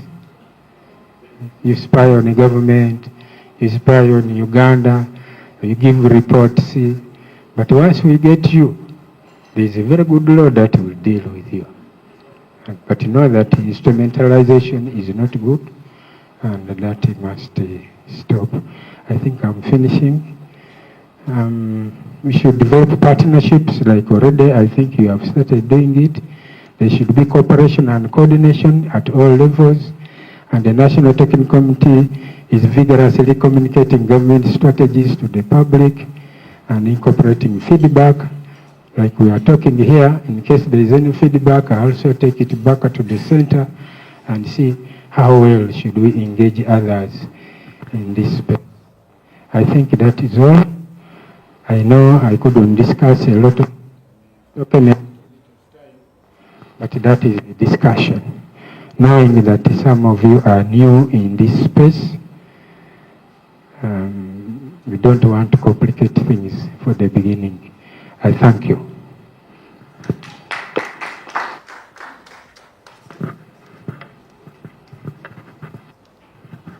Thank you so much, Afan.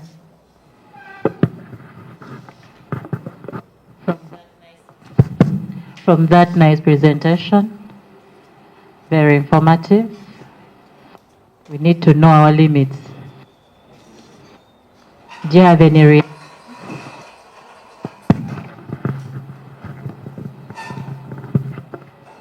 supplements, recommendations?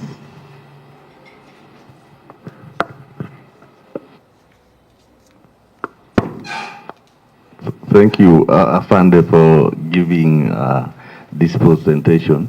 I think mine is could be a recommendation or a concern that while you are presenting, you only shared that there is only one person representing the CSOs currently. So I think they will be needed really to increase aware that we broadened the component of the CSO representation.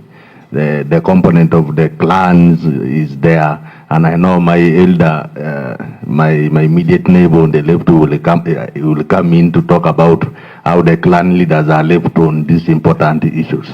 So I think there is really need to be very inclusive. Thank you.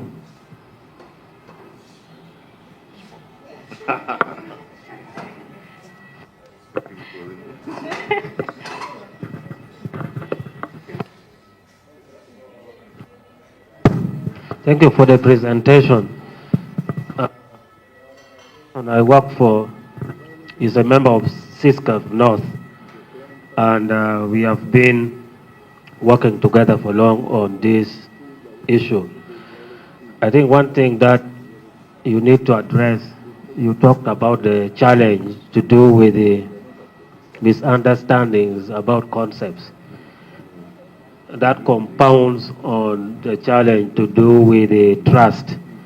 Because these concepts about terrorism and violent extremism seems to be very straightforward.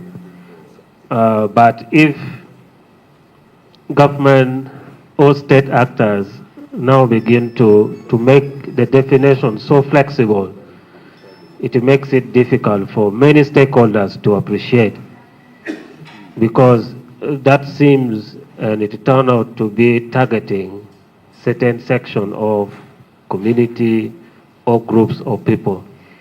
And that makes people begin to shy away from making even genuine contribution.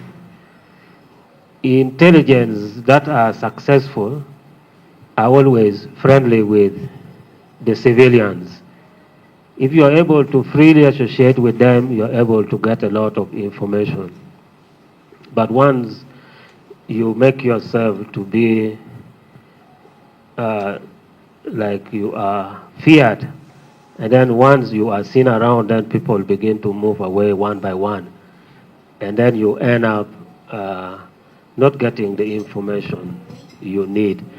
So I think as government, you need to try to address that, so that those definitions are not so flexible, terrorism and violent extremism, so much so that it covers whatever government wants at a particular time. Thank you. Thank you so much, Anthony, for the good work you're doing, plus the ministry. Let me start by building on what my brother has said, the issue of widening the conceptualization. Let me give an example. 3 days back, I was in a community meeting with security actors discussing how we can address the issue of vandalizing electric cables in our community, our village.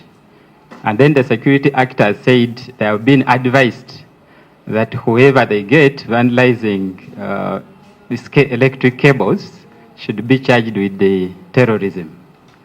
And they had some good justifications for that. That you see, if you cut a wire and by accident it falls down, it can burn the whole village, and of course that one is terrorism.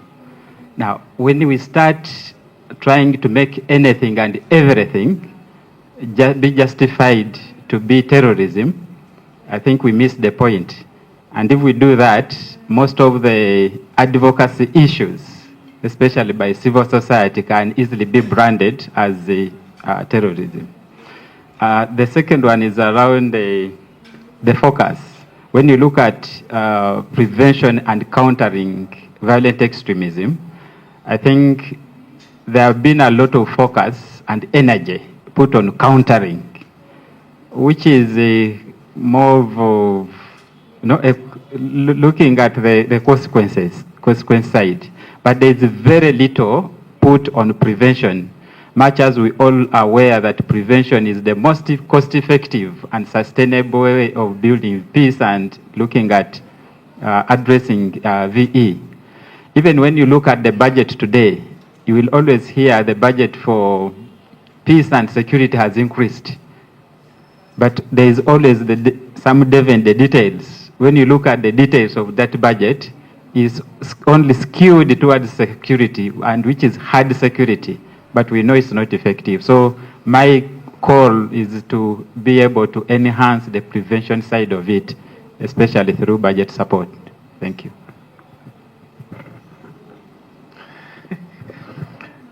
Thank you so much for the presentation. Yeah, the concept that we are dealing with is a big one.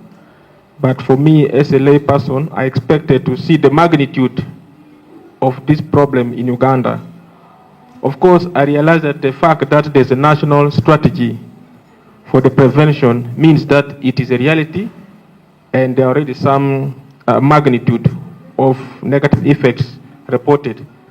So I expected to see some statistics for like some period of time in Uganda that between maybe 2013 to this time, there were these cases of terrorism or extremism in Uganda, to give me some idea of knowing this. But of course, for me, I know of the recent incident in Namugongo during the Martyrs' Day celebration.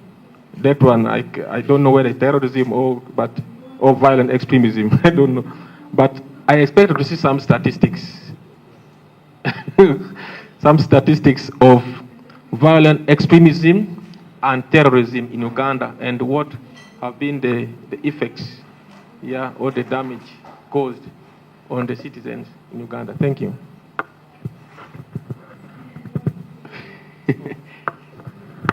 I raised my hand long ago. Yeah, thank you so much for the presentation. I just have this one or two concerns. One is on the citizen vigilance in relation to the PVC framework.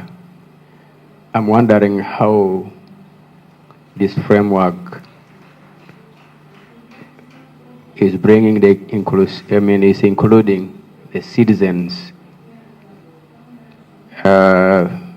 Two, in your presentation, I saw establishment of regional kind of either office or whatever coordination, and it made mention of the different regions.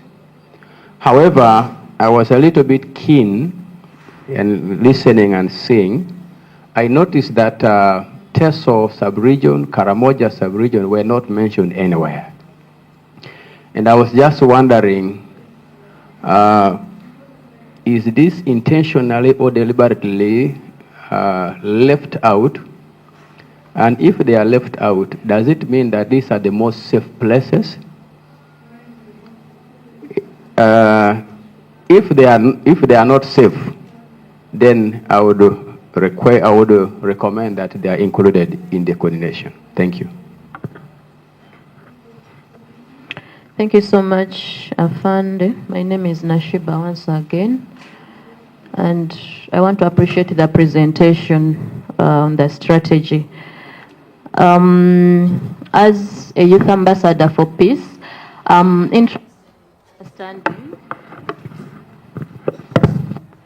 in understanding how the continental framework on youth peace and security, or the YPS agenda. Why? It's because the youth are a critical factor,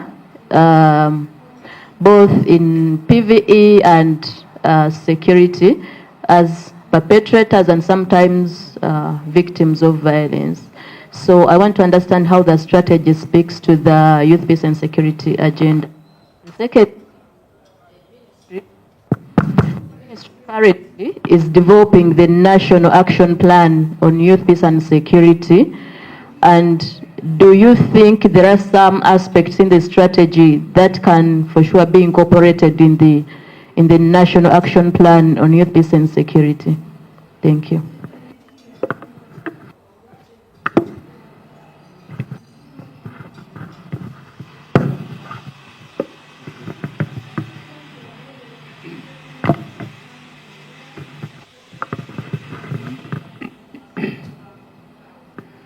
I'll respond, but not in particular order, although I realize these are all very important questions. First of all, when I was coming here, I was just told about how we are implementing the strategy. I did not have time to go through how the strategy actually looks like and so many other things. I did not look at the context of Uganda, where we are standing as a country in terms of the threat of terrorism. The statistics that you are talking about, I didn't come with them, but I can know that about the threat of terrorism in Uganda, according to the reports, according to our own researches, we are rated as moderate. And we are recognized as at risk, meaning anytime anything can happen. But we are not in a very dangerous state. So other countries in the region, like Somalia, they are at the epicenter, meaning it is there. They are at the center of it. Other countries like South Sudan, like Kenya, like many others, Tanzania, they are at spillover, meaning they can have effects of terrorism even when it is done elsewhere.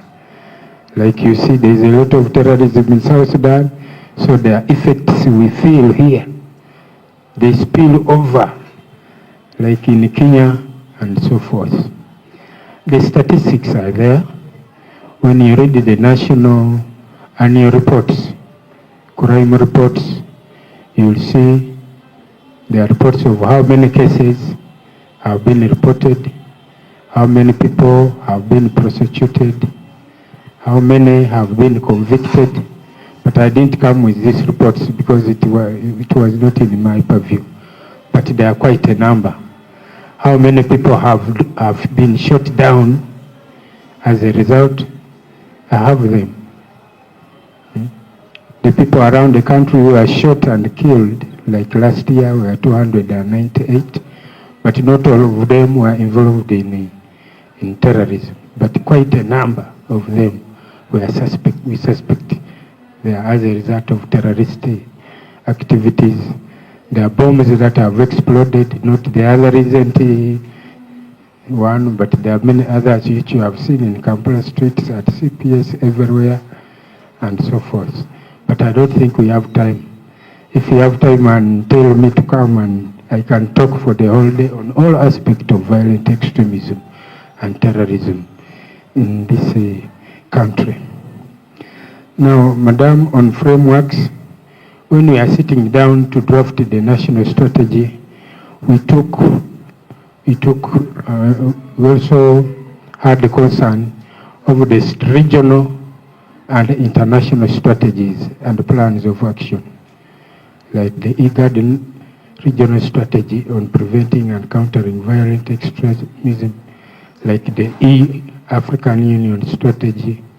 We have the global anti-terrorism strategy, the UN Secretary General's plan of action on preventing and countering violent strategy. So all these, we incorporated them in our strategy. And issues of women are a concern. Priority focus number 6 is on women.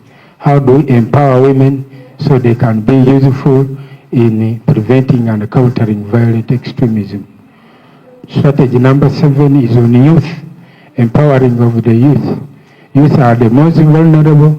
We have a bulge of youth in Uganda, a very big percentage.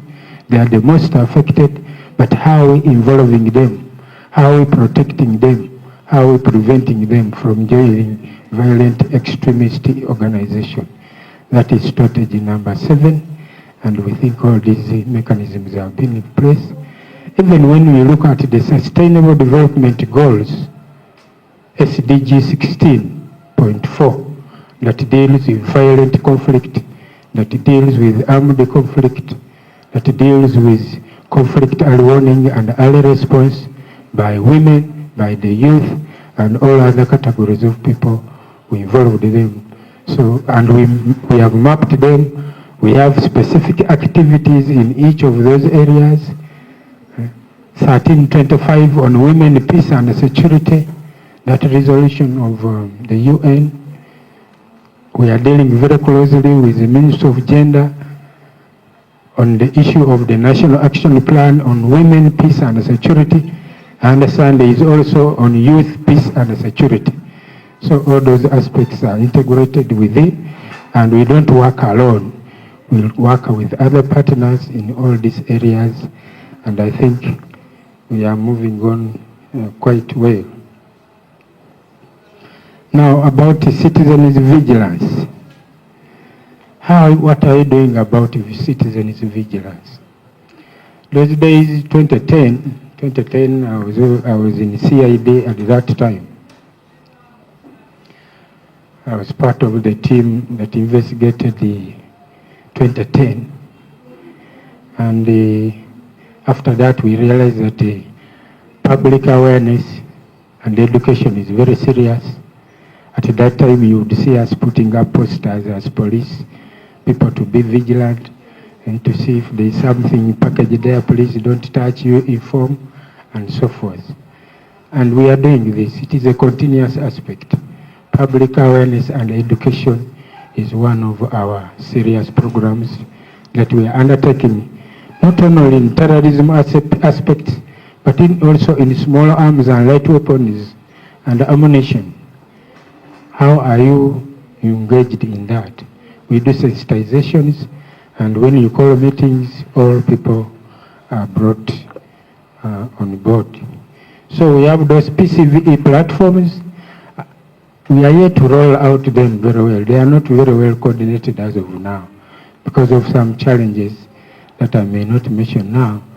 But we think that these platforms will help bring everybody on board, the youth, the women, the old, the young, the security, and everybody, so that we can discuss this problem and map out solutions together. And why not in Karamoja? Is cattle rustling violent extremism? Somebody asked about it. Is it violent extremism? Yeah, we have defined what violent extremism is in the national strategy, as we understand it in Uganda.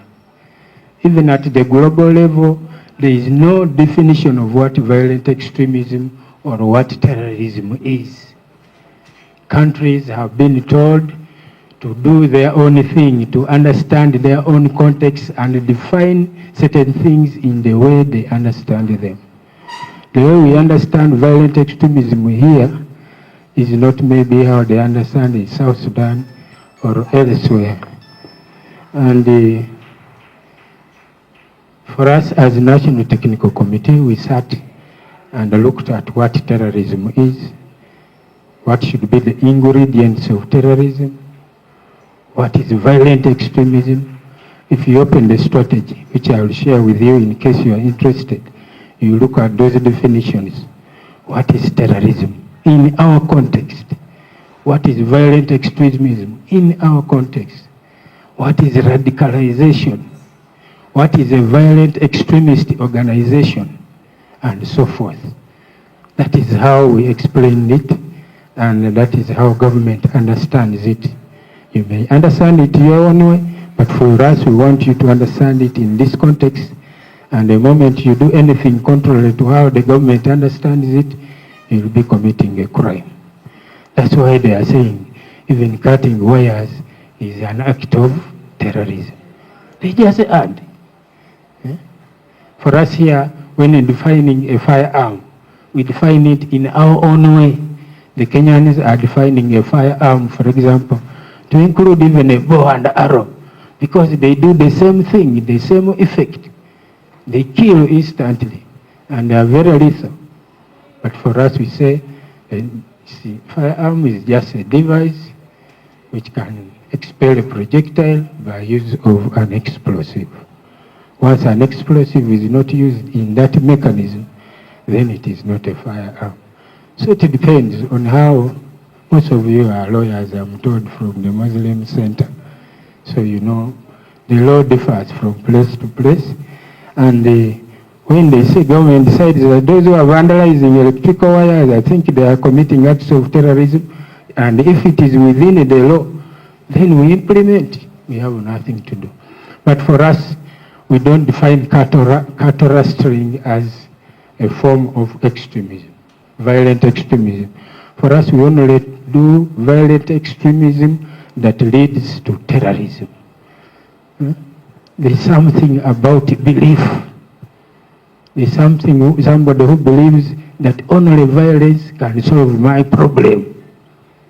The cause. There is some ideology in it.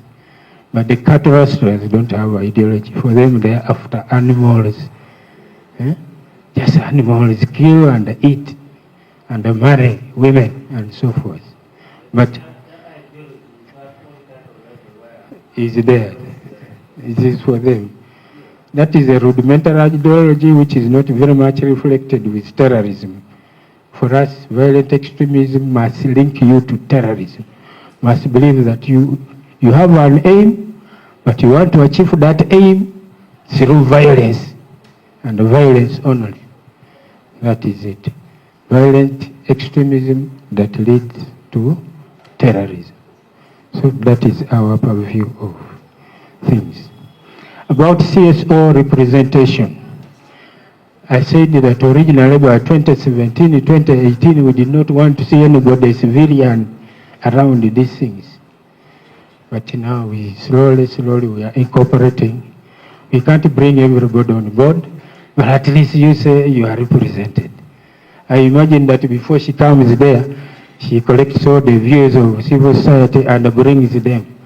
Whether you are a non-government organization, whether you are a cultural institution, whether you are academia, you are media, you are a researcher, for us we believe that is all civil society.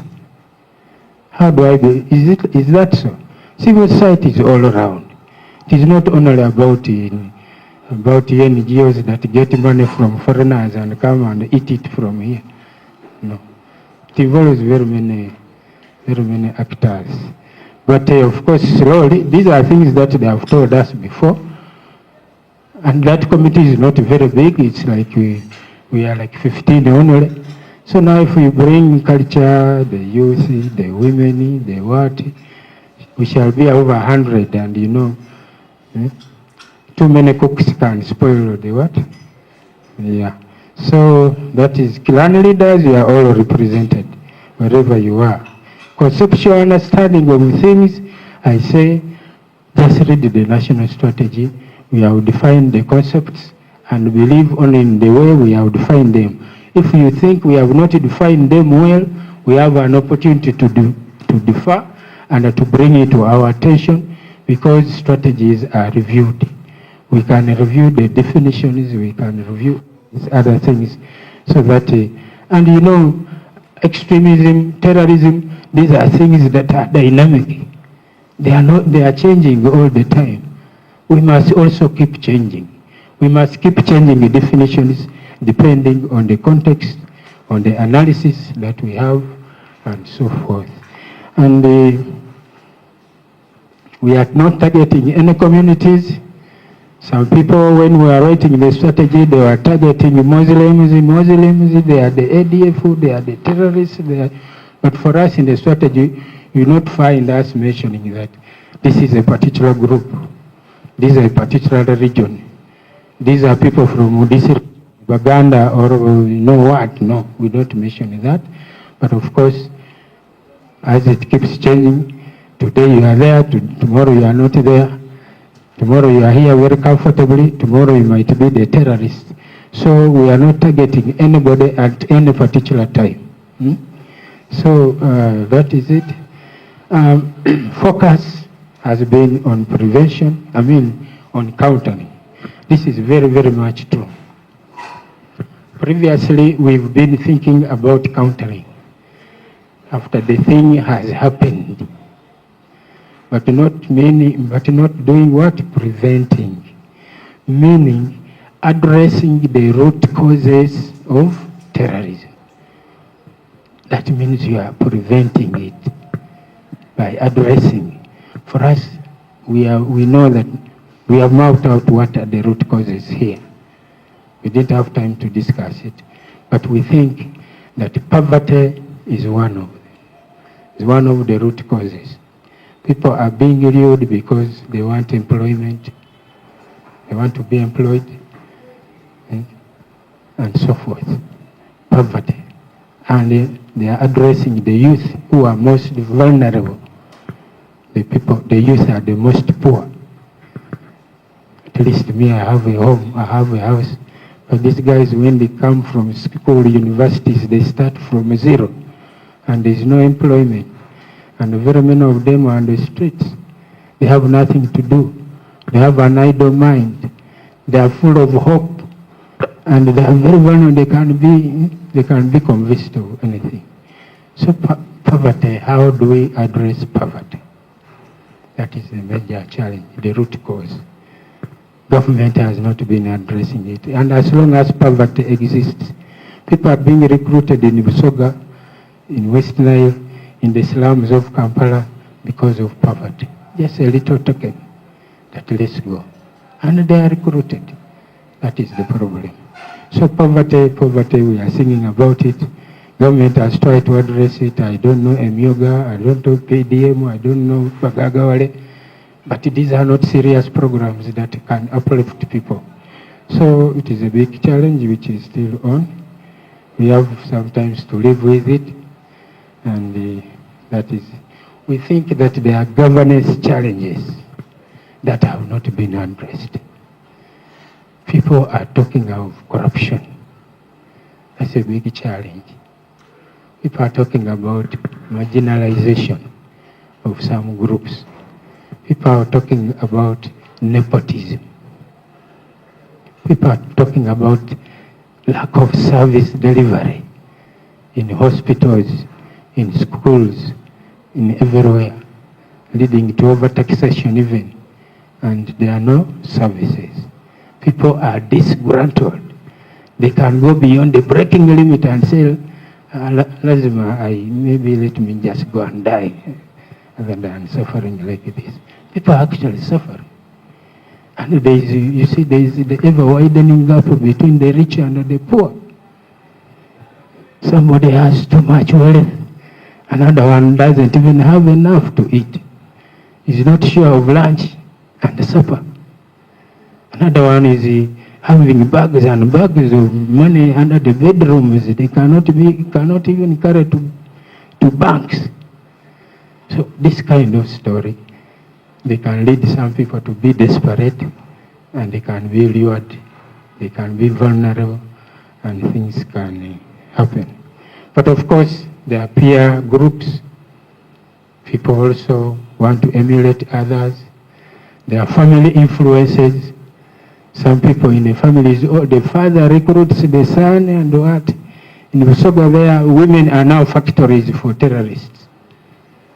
They produce children, and those children right from babies are groomed to be terrorists. They are radicalized and taken away, and radicalized until they become. There are so many things. When you read the strategy, we have mapped out our context, how it looks like, where are the places. We think terrorism is much common in slums, urban areas like this. It's too much. In Uganda prisons, Mukula is there and many others, they are recruiting others. In border areas, Rwenzori, Busia, and everywhere. In schools, there are some universities here which we have marked that are recruiting terrorists. I can mention them, even Kampala University, International University, somewhere there. We have arrested a number of students who are being radicalized into terrorists. We have people being radicalized in homes. There are many recruitment centers. We can't talk too much about this because this is for another day. And that is it. The magnitude, you cannot say terrorism is not here. It comes when it comes. They don't tell you that they are coming. Just like we are said, we are at risk. Anything can happen. Those who are arguing that there is no terrorism, you wait when you die, or your wife dies, your relative, or your close friend.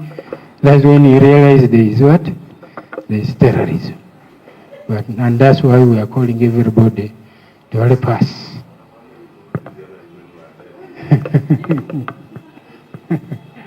So, I thank you. Thank you very much.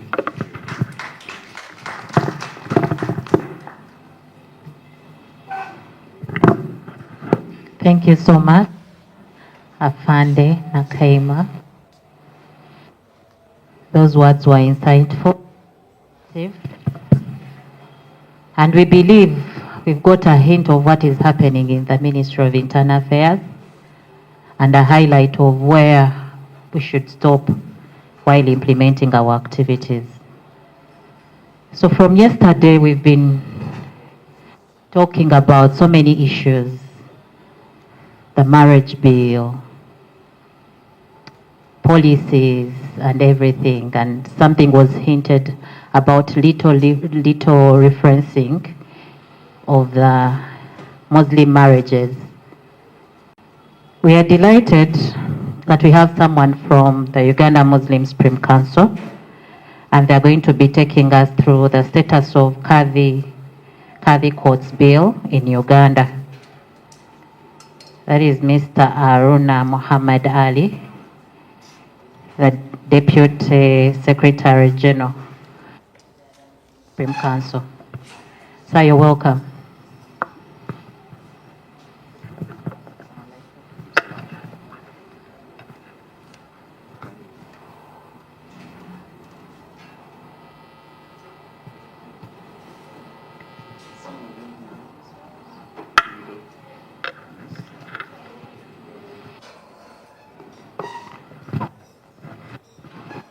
بسم الله الرحمن الرحيم الحمد لله والصلاة والسلام على أشرف المرسلين صلوات الله وسلامه عليه وعلى آله وصحبه وسلم أما بعد السلام عليكم ورحمة الله وبركاته.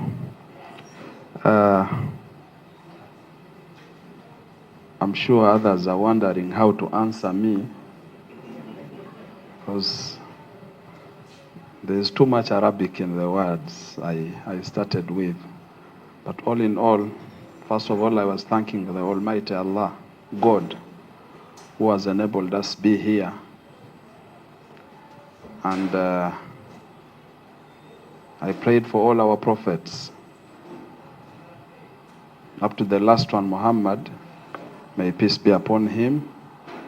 Then I ended by saying, may the peace and blessings of God be upon you. That is, Assalamu alaikum wa rahmatullahi wa barakatuh. So you can reply back by saying, may peace of God be upon you. That's exactly what the Sheikh was saying in Arabic. The government officials present, the civil society organizations who are here, the president of Muslim Center for Justice and Law, and your team, ladies and gentlemen, I am Muhammad Ali Aluma, not Aruna. It is Aluma. Bagandas sometimes mistaken Aluma means someone who bites. I don't bite. I don't bite. I'm the Deputy Secretary General in charge of Finance and Administration, Uganda Muslim Supreme Council. I'm a lawyer by profession, an advocate of the High Court and all subordinate courts.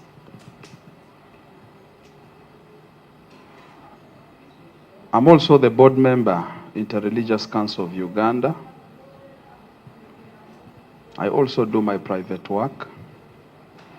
I'm principal partner with Al-Adlu Al-Kist Advocates, found just here at Wandege Musa Kasule Mall, second floor. I also have a property management company where I am the executive director. That is Black Sapphire Group of Companies. We do a lot of real estate, property management, and other issues of lands, acquisition, and the like. That's briefly about me. I'm married, though I've not yet fulfilled the 4 positions. There are those that are still vacant. Some not like you, who suffer only with one. My Quran has given me the ability. Recently went for a wedding of a colleague, and someone was reading Bible, and the Bible was saying that get wives, not wife. I'm trying to it is in Jeremiah. Yes. So when they read get wives and produce children, sons and daughters, you know, I was very good. Yeah, so we need to get seniors to interpret for us. What does the Bible mean by wives? It might go to 99 wives, we never know. And that is just a joke. I thank the funder who was presenting here about extremism and what. The report I will give you, Afande, number 1, what you are saying is very true. That sometimes people are involved in those acts. And we've been at the center of some of these challenges.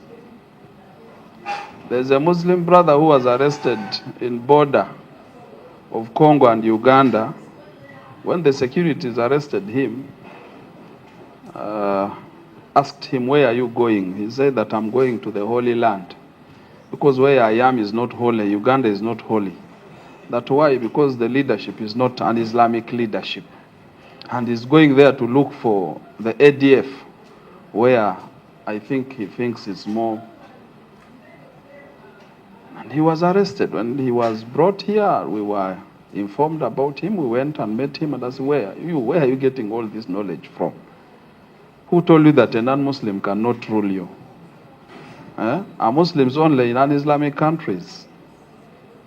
You've heard of many of these instances, of Jamir Mukulu's, the clips of some of the ADF young boys and girls, you know, talking and saying that we are from so and so family, you can go to this village, this place, you find us, we are there, but we are here fighting.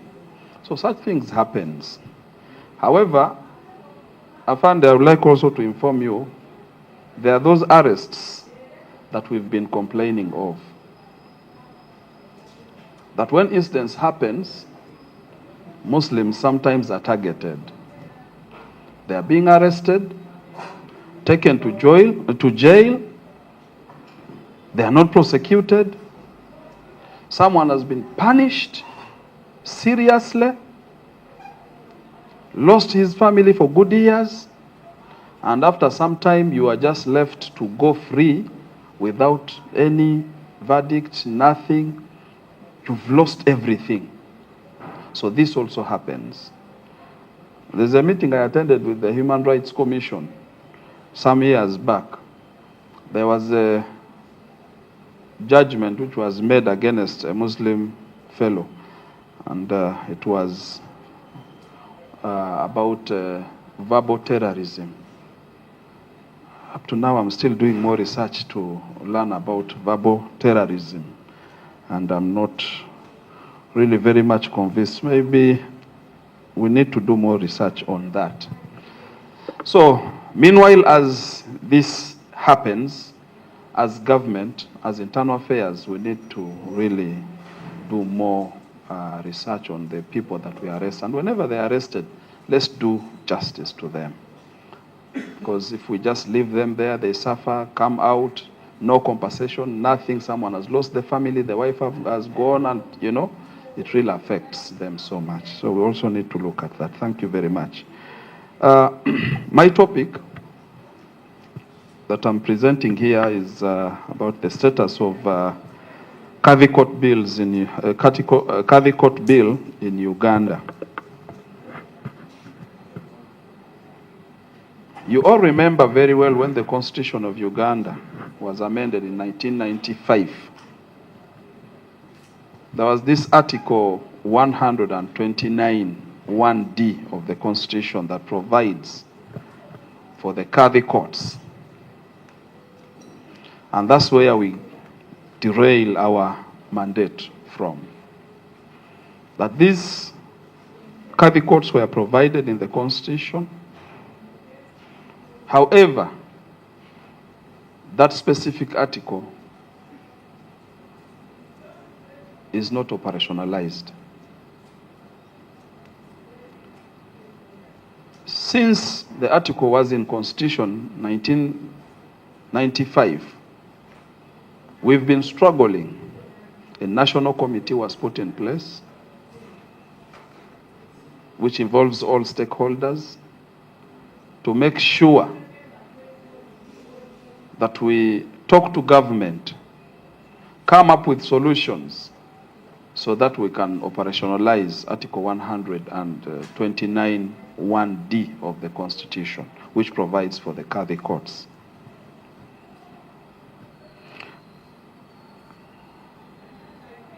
And many stakeholders were in place to make sure that this happens.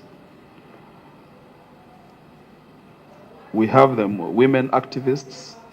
You've recently heard of some who are in court complaining that why is it that the Kadhi courts are not operationalized, and they want it to be operationalized. Muslim Center for Justice and Law, we've been moving with them a long journey, all along advocating for the Kadhi courts to be put in place. The Muslim lawyers, we went even interacting and working together with the LASPNet. They visited us, we explained to them our challenge. However, we've been getting setbacks. Several times we've been before Parliament, explaining to them. You remember very well when the instance of the Domestic Relations Bill came before Parliament.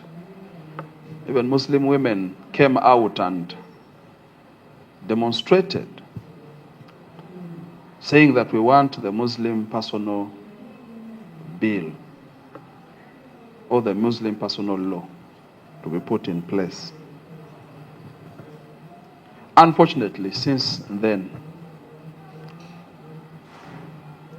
as Uganda Muslim Supreme Council, we were given guidance on what to do. We did our part, submitted all the papers to the Parliament. Since it was shelved, we don't know where it is. When the succession bill was presented before Parliament, we were invited as stakeholders to present our idea. When we looked at the succession bill, the way it was, we did not object to it because there are those who believe in it the way it is. However, we requested for a simple clause to be inserted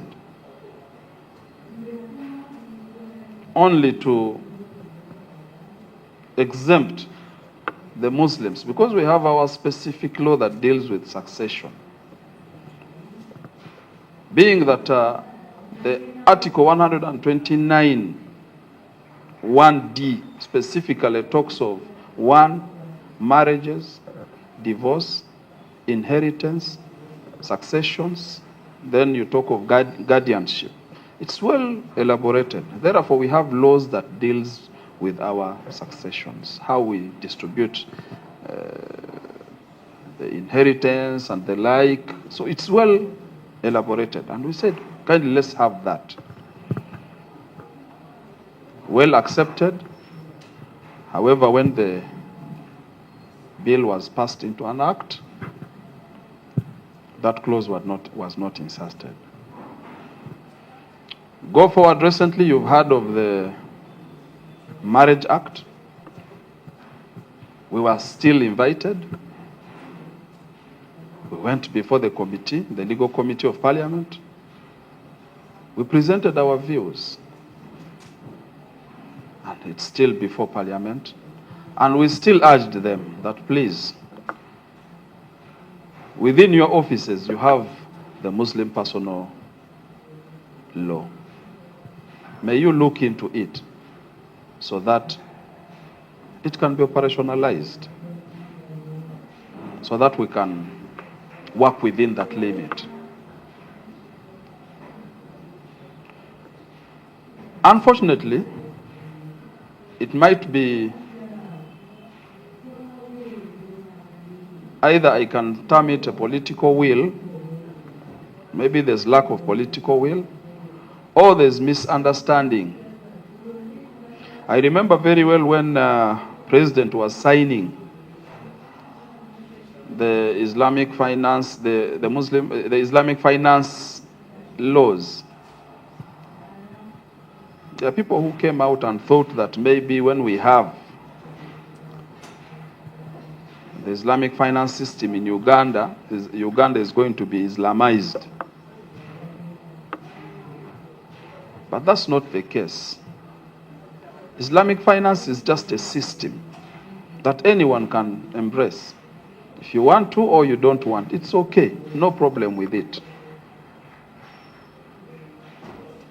So, since it was passed up to now, Uganda has remained as it is. We are having Salam Bank. You go there, you find even Christians are there. Why? Because it's a service. It's not all about changing your religion. No. It's not about Islamizing the country. No. It's about a service that any person can feel like. The way we go to conventional banks, any person can also come and enjoy the services under Islamic finance. And it has been happening and it's moving on. And many other banks are coming into play. And even these other convention banks are given the mandate to have the window for Islamic finance, Islamic banking. And it's going on well for those who have started, those who are still in process. So there's that bit of misunderstanding that maybe if we have the Qadi courts in place, maybe we are Islamizing Uganda. It's not the matter. It's just like there's a saying in Uganda. I'm not a good Muganda because I come from Arua, but I like their sometimes their proverbs. That why drink water for that red pepper that has not, Sheikh Anyamba, waliyo ekigero ekyo ekigamba nti lwaki oba okola ekibalagala ki amaaso. Yes? What is it in Uganda? In English?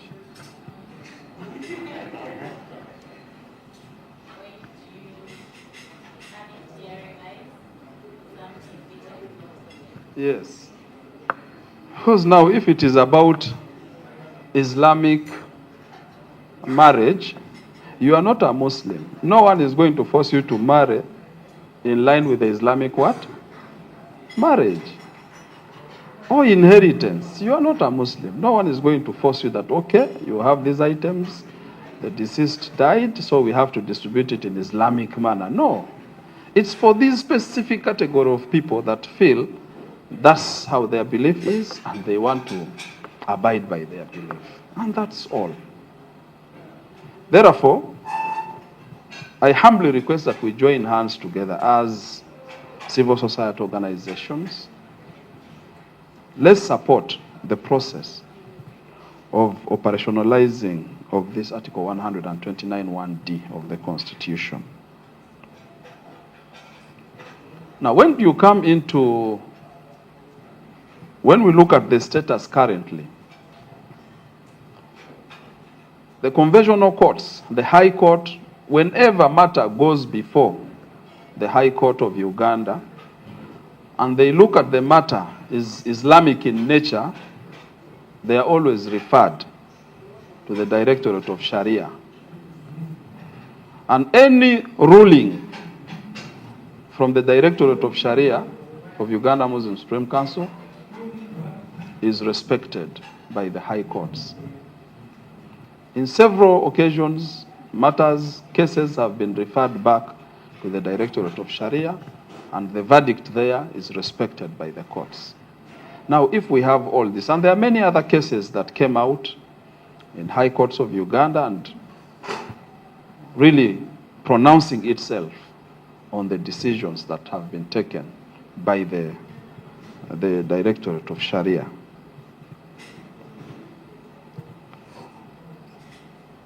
So I think we need to do more advocacy to make sure that we educate our people to know the importance of having the Kadhi courts. Last year and even this year, 2 days back, the judiciary, in fact, in the whole Africa, they had a conference. And they were discussing on alternative dispute resolution mechanisms in Africa.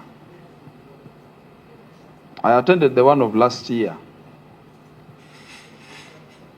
But the issue of the Kadhi court came very, very bold, looking into how many Muslim matters are being solved. There are cultural institutions that, before the matter goes to our conventional courts, they handle these matters. Other religious institutions, they also have their mechanisms on how they solve the conflicts that are within its subjects. Therefore, they looked at it as being very important.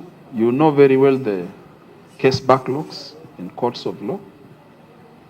Yet there are matters that are being resolved there and they are not known. Right now we are here, there's a marriage dispute somewhere, either being handled in church or in mosques. And all these are disputes that, so if we say all should go to court, are we going to manage?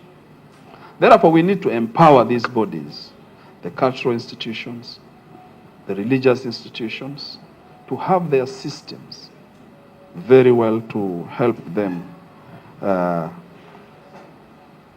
expedite with most of these disputes that are within its subjects. Now, the challenges we face, one is lack of knowledge to both Muslims and our colleagues in other faiths. Muslims, when you tell them about the Kadhi courts, some of them are not aware about it. And they don't know where. That's why when they have their Islamic matters, they first have to go to our courts. After that, they are referred back. So it happens. And with our other colleagues or Ugandans, they have to understand the importance of having these courts in place to mitigate on some of the challenges that the courts are going through.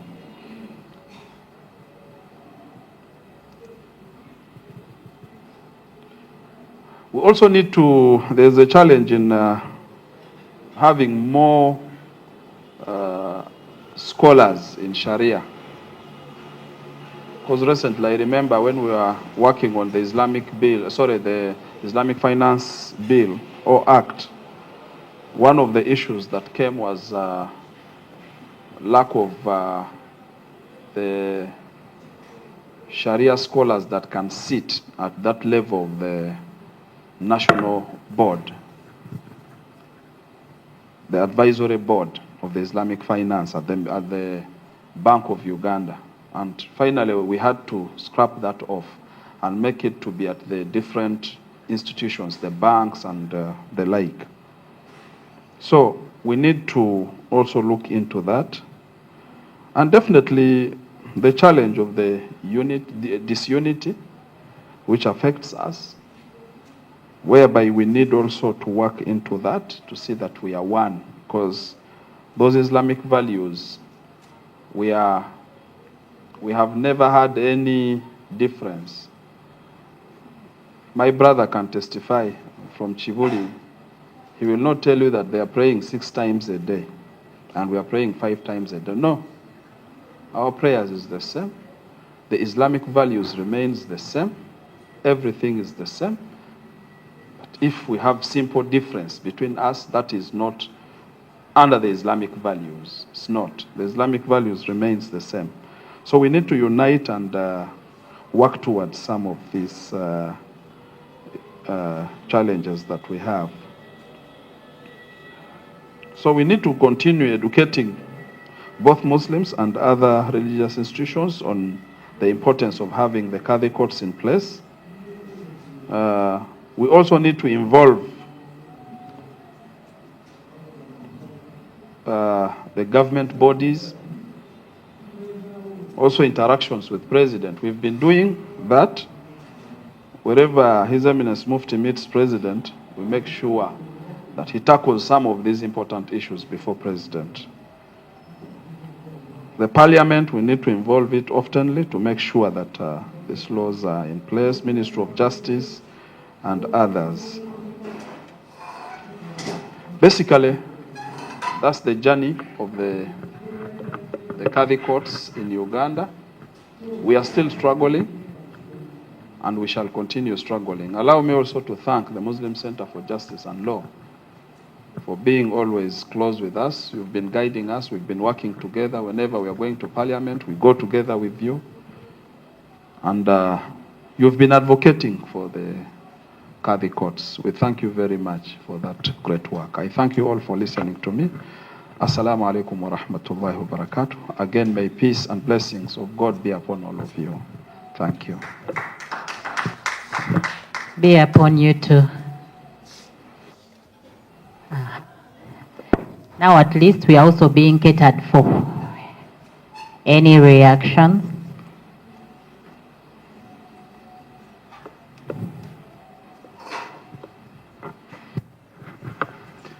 Thank you, Mr. Aluma, who doesn't bite, but I am sure you eat meat because we have dined together a number of times and I know you are like me. You are a meat eater. Thank you for your presentation, my brother. But I feel there is a lot of lip service being given this subject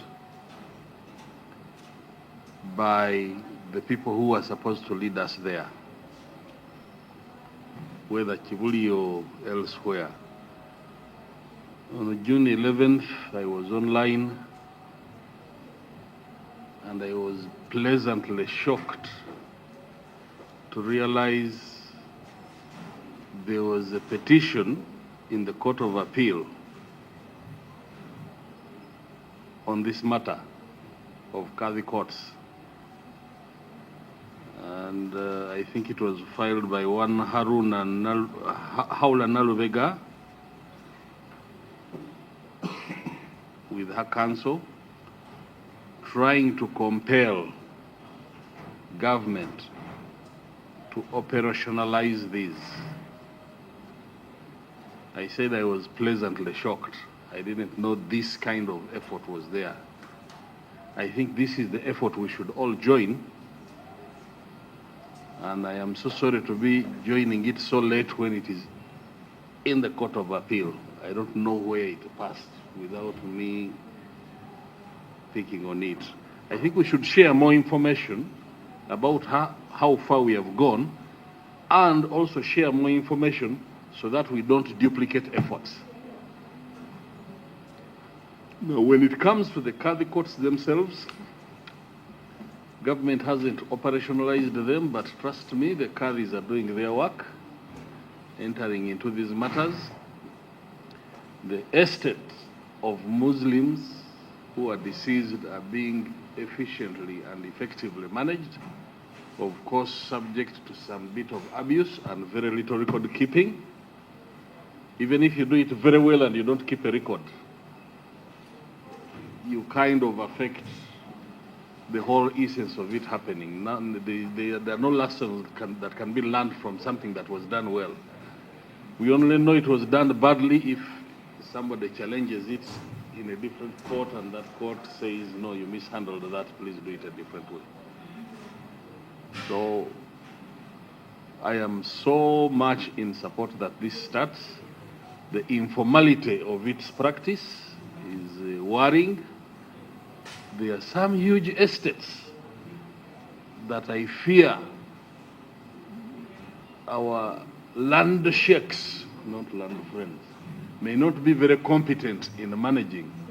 For instance, somebody has property here, property abroad. Now, there's a complexity there that my village imam may not be able to do what? To handle. So, while we also struggle to see that government operationalizes this, we should also develop capacity. Develop capacity, maybe by sponsoring some of our land friends this side of the coin, to also go and see how they can see the Islamic perspective of managing our affairs. That is the comment I can make for now. Otherwise, I thank you for your presentation. Assalamu alaikum wa rahmatullah.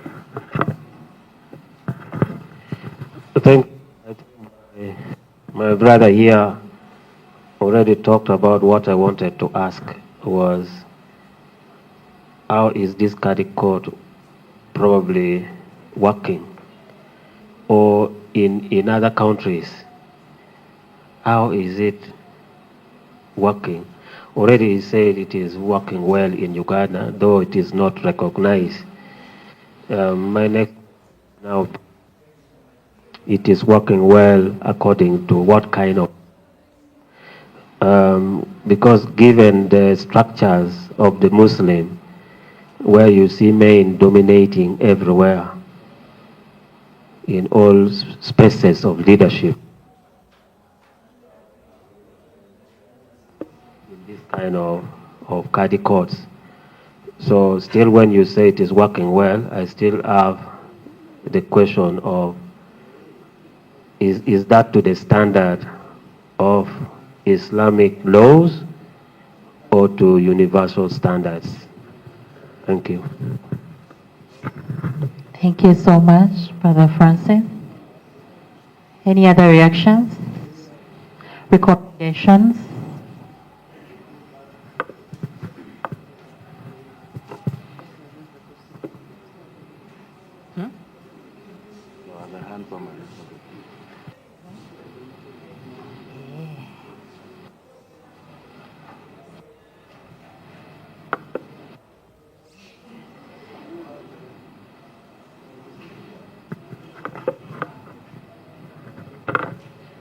Thank you so much for your presentation. Mine could come off as a question that has been asked severally, but I feel like every particular opportunity I get to ask it, maybe one day get the answer. Where is the Kadhi Courts bill? Who has seen a copy of it? What are we working with? What's the challenge? I could quickly off-head say what the challenge is with the marriage bill, what the challenge is, for example, with the legal aid bill, what's the challenge with the Kadhi Courts bill? And maybe if we had a candid conversation on what's blocking it. Usually when I see at the end of today, we are supposed to come up with an advocacy strategy or initiatives around what we've discussed throughout since yesterday. So where is this thing that we keep talking about? And what's the blockage, really? And this I ask because I'm not part of the Muslim community, but I come from an institution that has interest in this kind of work. And I'm also a lawyer, so this is something I have interest in. But I've never seen the bill myself. Just like the cohabitation bill that the Uganda Law Reform Commission referenced in a report in 2021. Up to now, we've never seen it. So where do we begin from in terms of pressure? Who do we talk to? I think those will be interesting answers to hear.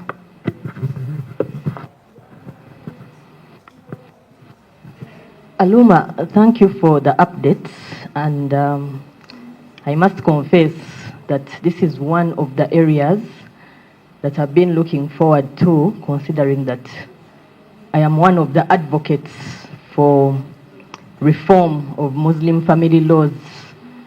And we have worked closely with the Muslim Center to have this bill passed, including our collaboration with the Supreme Council, Uganda Muslim Supreme Council.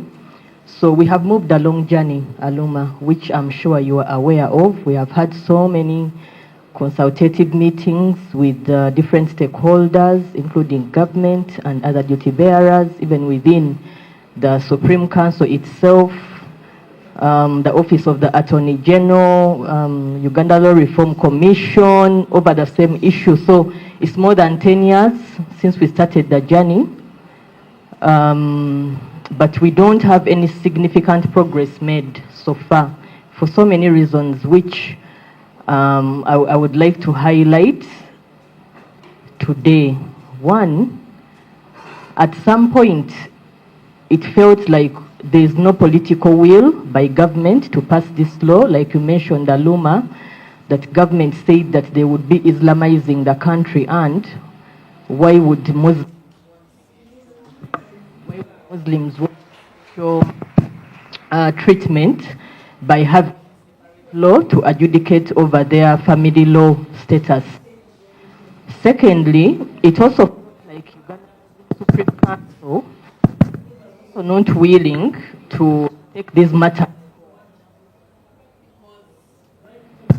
I want specific. Have another mic, please.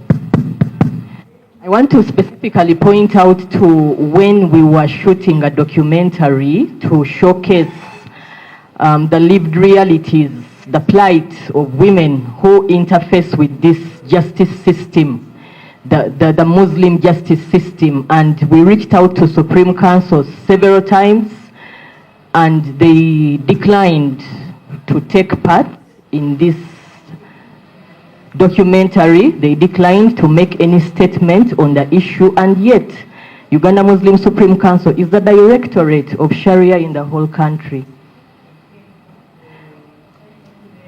So we were confused because Supreme Council has a big stake in this matter, and there's no way we can bypass you while we are pursuing the reforms that we are looking for.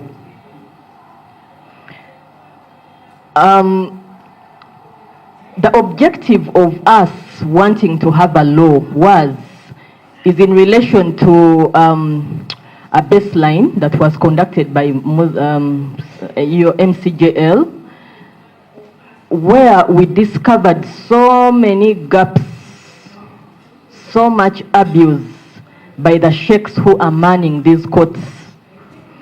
Aluma, I can authoritatively speak to the fact that we went to the same institution where we had the privilege of studying different modules related to Islamic law, including Islamic family law, Islamic judicial systems, Islamic banking. So we have a clue of what it means to run Islamic-related systems. However, we know for a fact that the people who are managing these courts at the grassroots mosques, bearing in mind that each mosque at the grassroots has a committee which eventually translates into a court when the need arises.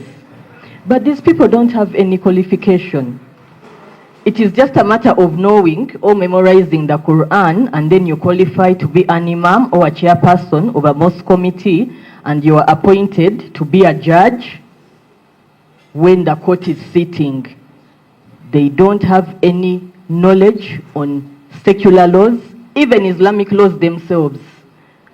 Everyone has their own interpretation of the Quran due to the different sects, so there is bound to be abuse within the interpretation. We realize that cases are handled, one, they are handling cases beyond their scope of jurisdiction, they are handling cases without even documenting them. There is no clear appeal system within these courts. So women are left hanging. Everything that we do in Islam is an act of worship. So these women are made to believe that for them to access justice in these courts, they are worshipping Allah, and yet they are not getting the justice. So they are not aware that they can appeal to the magistrates' courts within the secular systems, and even then, when they reach out to the secular courts, they are referred back to the same system where they did not get the justice. So at what point, now these are my questions, at what point does the Directorate of Sharia supervise or monitor the actions of the mosques at the grassroots level to establish what they are doing, assess, but also harmonize whatever is being done among the mosques? And the last time we consulted the Attorney General over the status or where the bill is, where we are at with the bill. Where is the bill anyway, like Elizabeth had said. The Attorney General assured us that they referred the bill back to Uganda Muslim Supreme Council to represent the Muslim community for consultations on the bill. Muslim Supreme Council denies having the bill. So who is playing who? Where do we stand in this position? What role is the Uganda Muslim Supreme Council playing in supporting this cause? Because every time we reach out to them, they decline any association or participation in this matter. First of all, Sheikh, thank you very much for your concern. You've talked of the petition which is before that court, that you're not aware of it, and is exactly what I said here, that we are having several stakeholders playing different roles. We are aware, we've been working with Dr. Aisha, who is championing that side. We've been closely working with them, and we are aware of what is happening. And we also told them, as women, let them also champion the other side. You know, we need to handle. Yes. So everyone should handle from all angles so that we okumega ne tukimega bulungi. Naye bw'obanga oyagala kwata ku mutwe nga bigere biriwa bisobola okukuba n'ogwa wansi ate. So we are handling it from all angles to make sure that this is done. You are very right. Qadis are doing their work. That's very true. As I said in my speech, that as we are talking now, there's either marriage dispute or inheritance or anything. Yes, it's being handled somewhere. So there's work being done. Now we need to look at the gaps, where there's gap, and that's why I told you that we had interaction with LastNet to see how best can we build the capacity of the staff that specifically handle these matters. And one of the things they were willing to support us with was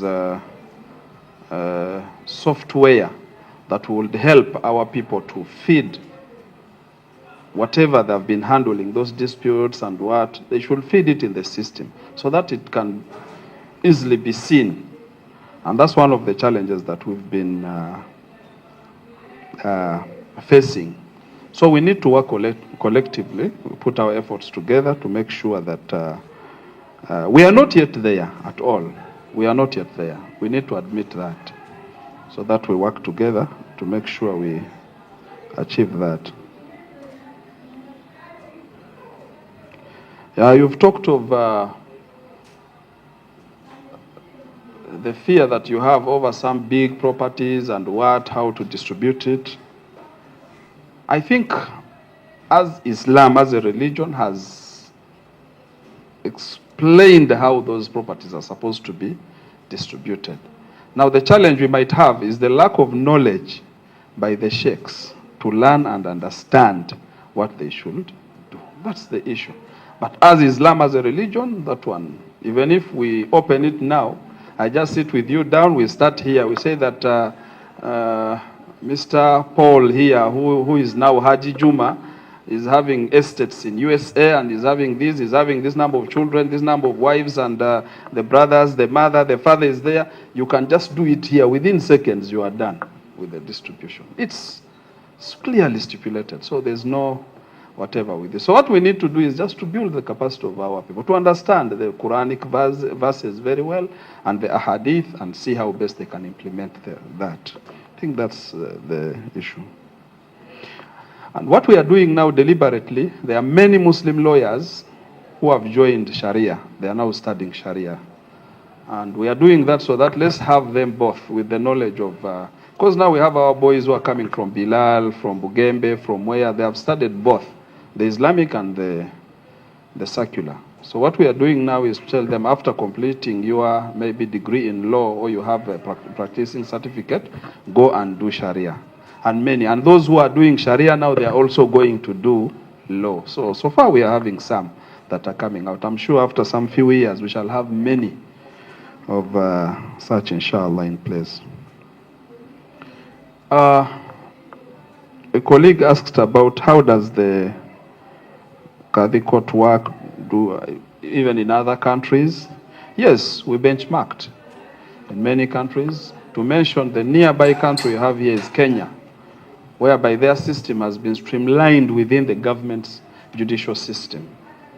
So in those courts, they also have the Qadi courts within their systems, and it has been working so well. So if there's any marriage dispute in line with the Islamic values, they go to their Qadi courts within the judicial system, and it's being handled. But with our government, one of the fear is the expense. When we streamline, that means it comes with all those expenses. We need to pay for those Qadi courts, the same rights and privileges given to these judges and the magistrates supposed to also replicate to them. So that fear is also there, and which is affecting this. What standards? One, the standards that we've been following under the Islamic law, we have the standards of Quran, then the ahadith, the traditions of Prophet, and also under the Constitution of Uganda Muslim Supreme Council, Article 6, which provides for the Directorate of Sharia. One fear you had that it's male-dominated. I would like to remove that fear from you now, that among the three topmost Sharia judges, the Director of Sharia has 2 deputies. There's male and female. They are supposed to sit together. So female are represented, and it continues up to the grassroots level. Always female are supposed to be in that structure. Yes? In fact, the Constitution was amended recently in 2022, so we are just putting it into practice now. It was just, the Constitution we had was for 1986. So it is just amended recently. So don't expect just one morning everything will be exactly the way it is. But the good thing, the Constitution has provided for it. That's what I can say now, that the implementation has started. Because right now, within the General Assembly of Uganda Muslim Supreme Council, we didn't have any lady at all. But right now, from the 10 regions, they are represented at the General Assembly.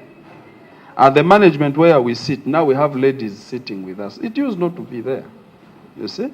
So we are moving on. The regional structures, ladies are there. District, they are there now. Mosques, counties, they are now there within our structures. So there's that a bit of, I can term it improvement. We are moving on. Yes, our sister is asking about the bill. Where is it? They have never seen it. And where are the challenges? Where is the stumbling block exactly? Yes, number one, I will say, yes, the documents are there. You can take my contact. I will talk to the director of Sharia. We shall get the document. Even if I don't give it to you, you can look for Council Sewaya. One of our, he has been the chairman of the committee all along. So he has all the document and all the history, more better than even me. He will give you all the details and where the stumbling blocks are and everything. He will explain to you very well. So the documents are there. We submitted it to Parliament. They have it. As she rightly stated, with the Attorney General and all those Ministry of Justice, the Judicial Reform Commission and what everything was done. The copies of the documents are there. Even recently when we went to Parliament for the marriage bill, we gave them the copies again. So we have, and we shall be happy to share it with you. So if you want to talk to, you can kindly come to the Sharia, the Directorate of Sharia. If not, come directly to me because already the Sister Lena has some complaints over some of them. So come to me, then I will take you direct to them. Yeah, thank you, Sister Lena. Sister Lena, I studied with her from first year up to the fourth year. We were together in the same class. So we are colleagues, we know one another, we've suffered together, we've enjoyed together, and we shall still enjoy together. So whenever she has challenges with them, she knows that she has a colleague there. She calls me directly, and I move personal. I go to the directorate, though it's not where I work from. She had some instance there, and she called me, and I think I did my best, and it is held. We worked upon. You know, let's not run away from the fact that we are human beings, and we are not perfect. There are those people who are holding these offices. You can also sympathize with them. Currently, you see me now, I'm holding this mic from Uganda Muslim Supreme Council, and I can speak relatively some good English. Some few years back, it used not to happen. Even those sheikhs who will stand before you and preach, when they go and before president and they are giving prayers, everyone will first, either he comes to preach in Kiswahili or Uganda. If the person goes to our village there in Arua or in Yumbe, we shall preach in our own language. But gradually we are now leaving that level. I think now we are educated. We are coming out. You can see someone at the Uganda Muslim Supreme Council at the level of Deputy Secretary General with masters in law. So there is improvement. We need to appreciate that. So some of these offices, slowly by slowly, we are doing the revamping, but it takes time. You cannot just come one day and say, please, all of you do what? Go. It will also have some impact. But yes, we are moving. Right now, the director of Sharia, we used to have a director of Sharia who is not even having the knowledge of Sharia. But right now, the director of Sharia is having a doctorate in Sharia. And the deputies are also having masters in Sharia and the like. So, and they can also speak English.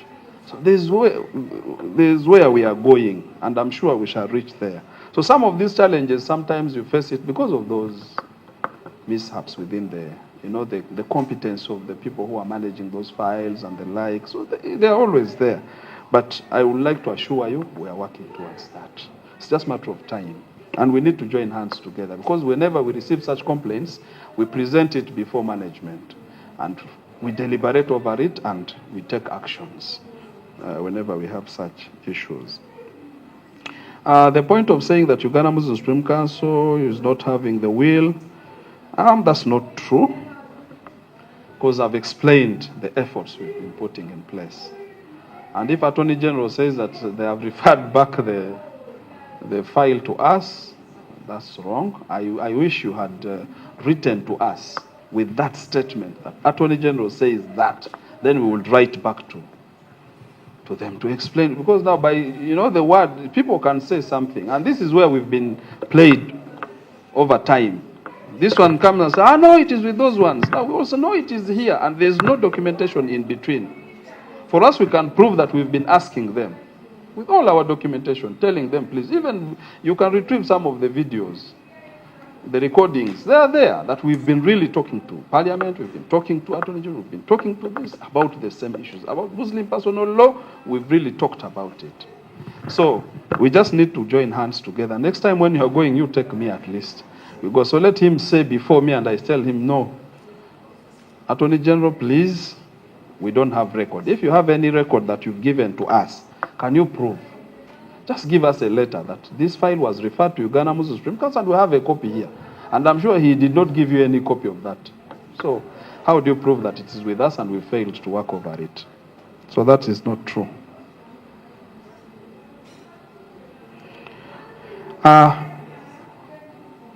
We are strategizing on the process of training our sheikhs.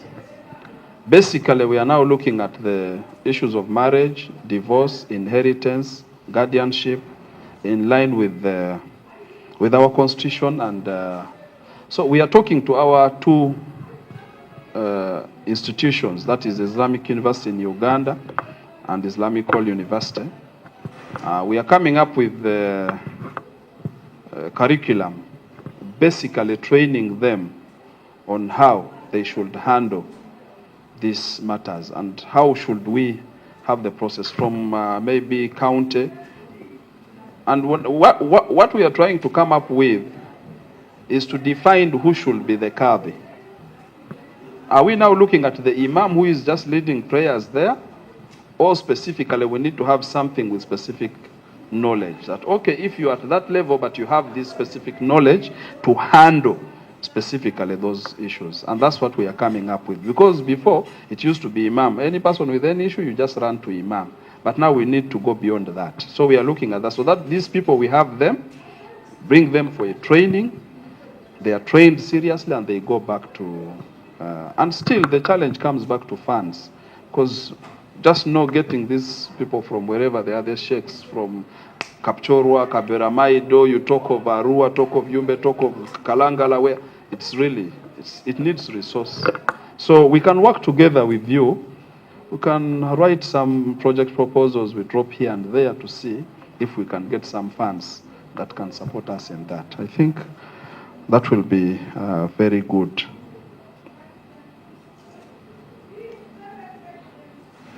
Yes, the issue of no clear appeal system, that one we are working on it, and we can still join hands together to set the guidelines on how we can work on that. Yeah, the issue of supervisory, All right, members, there is a sheet that is moving asking for our email addresses. Eno, yes, Salam TV.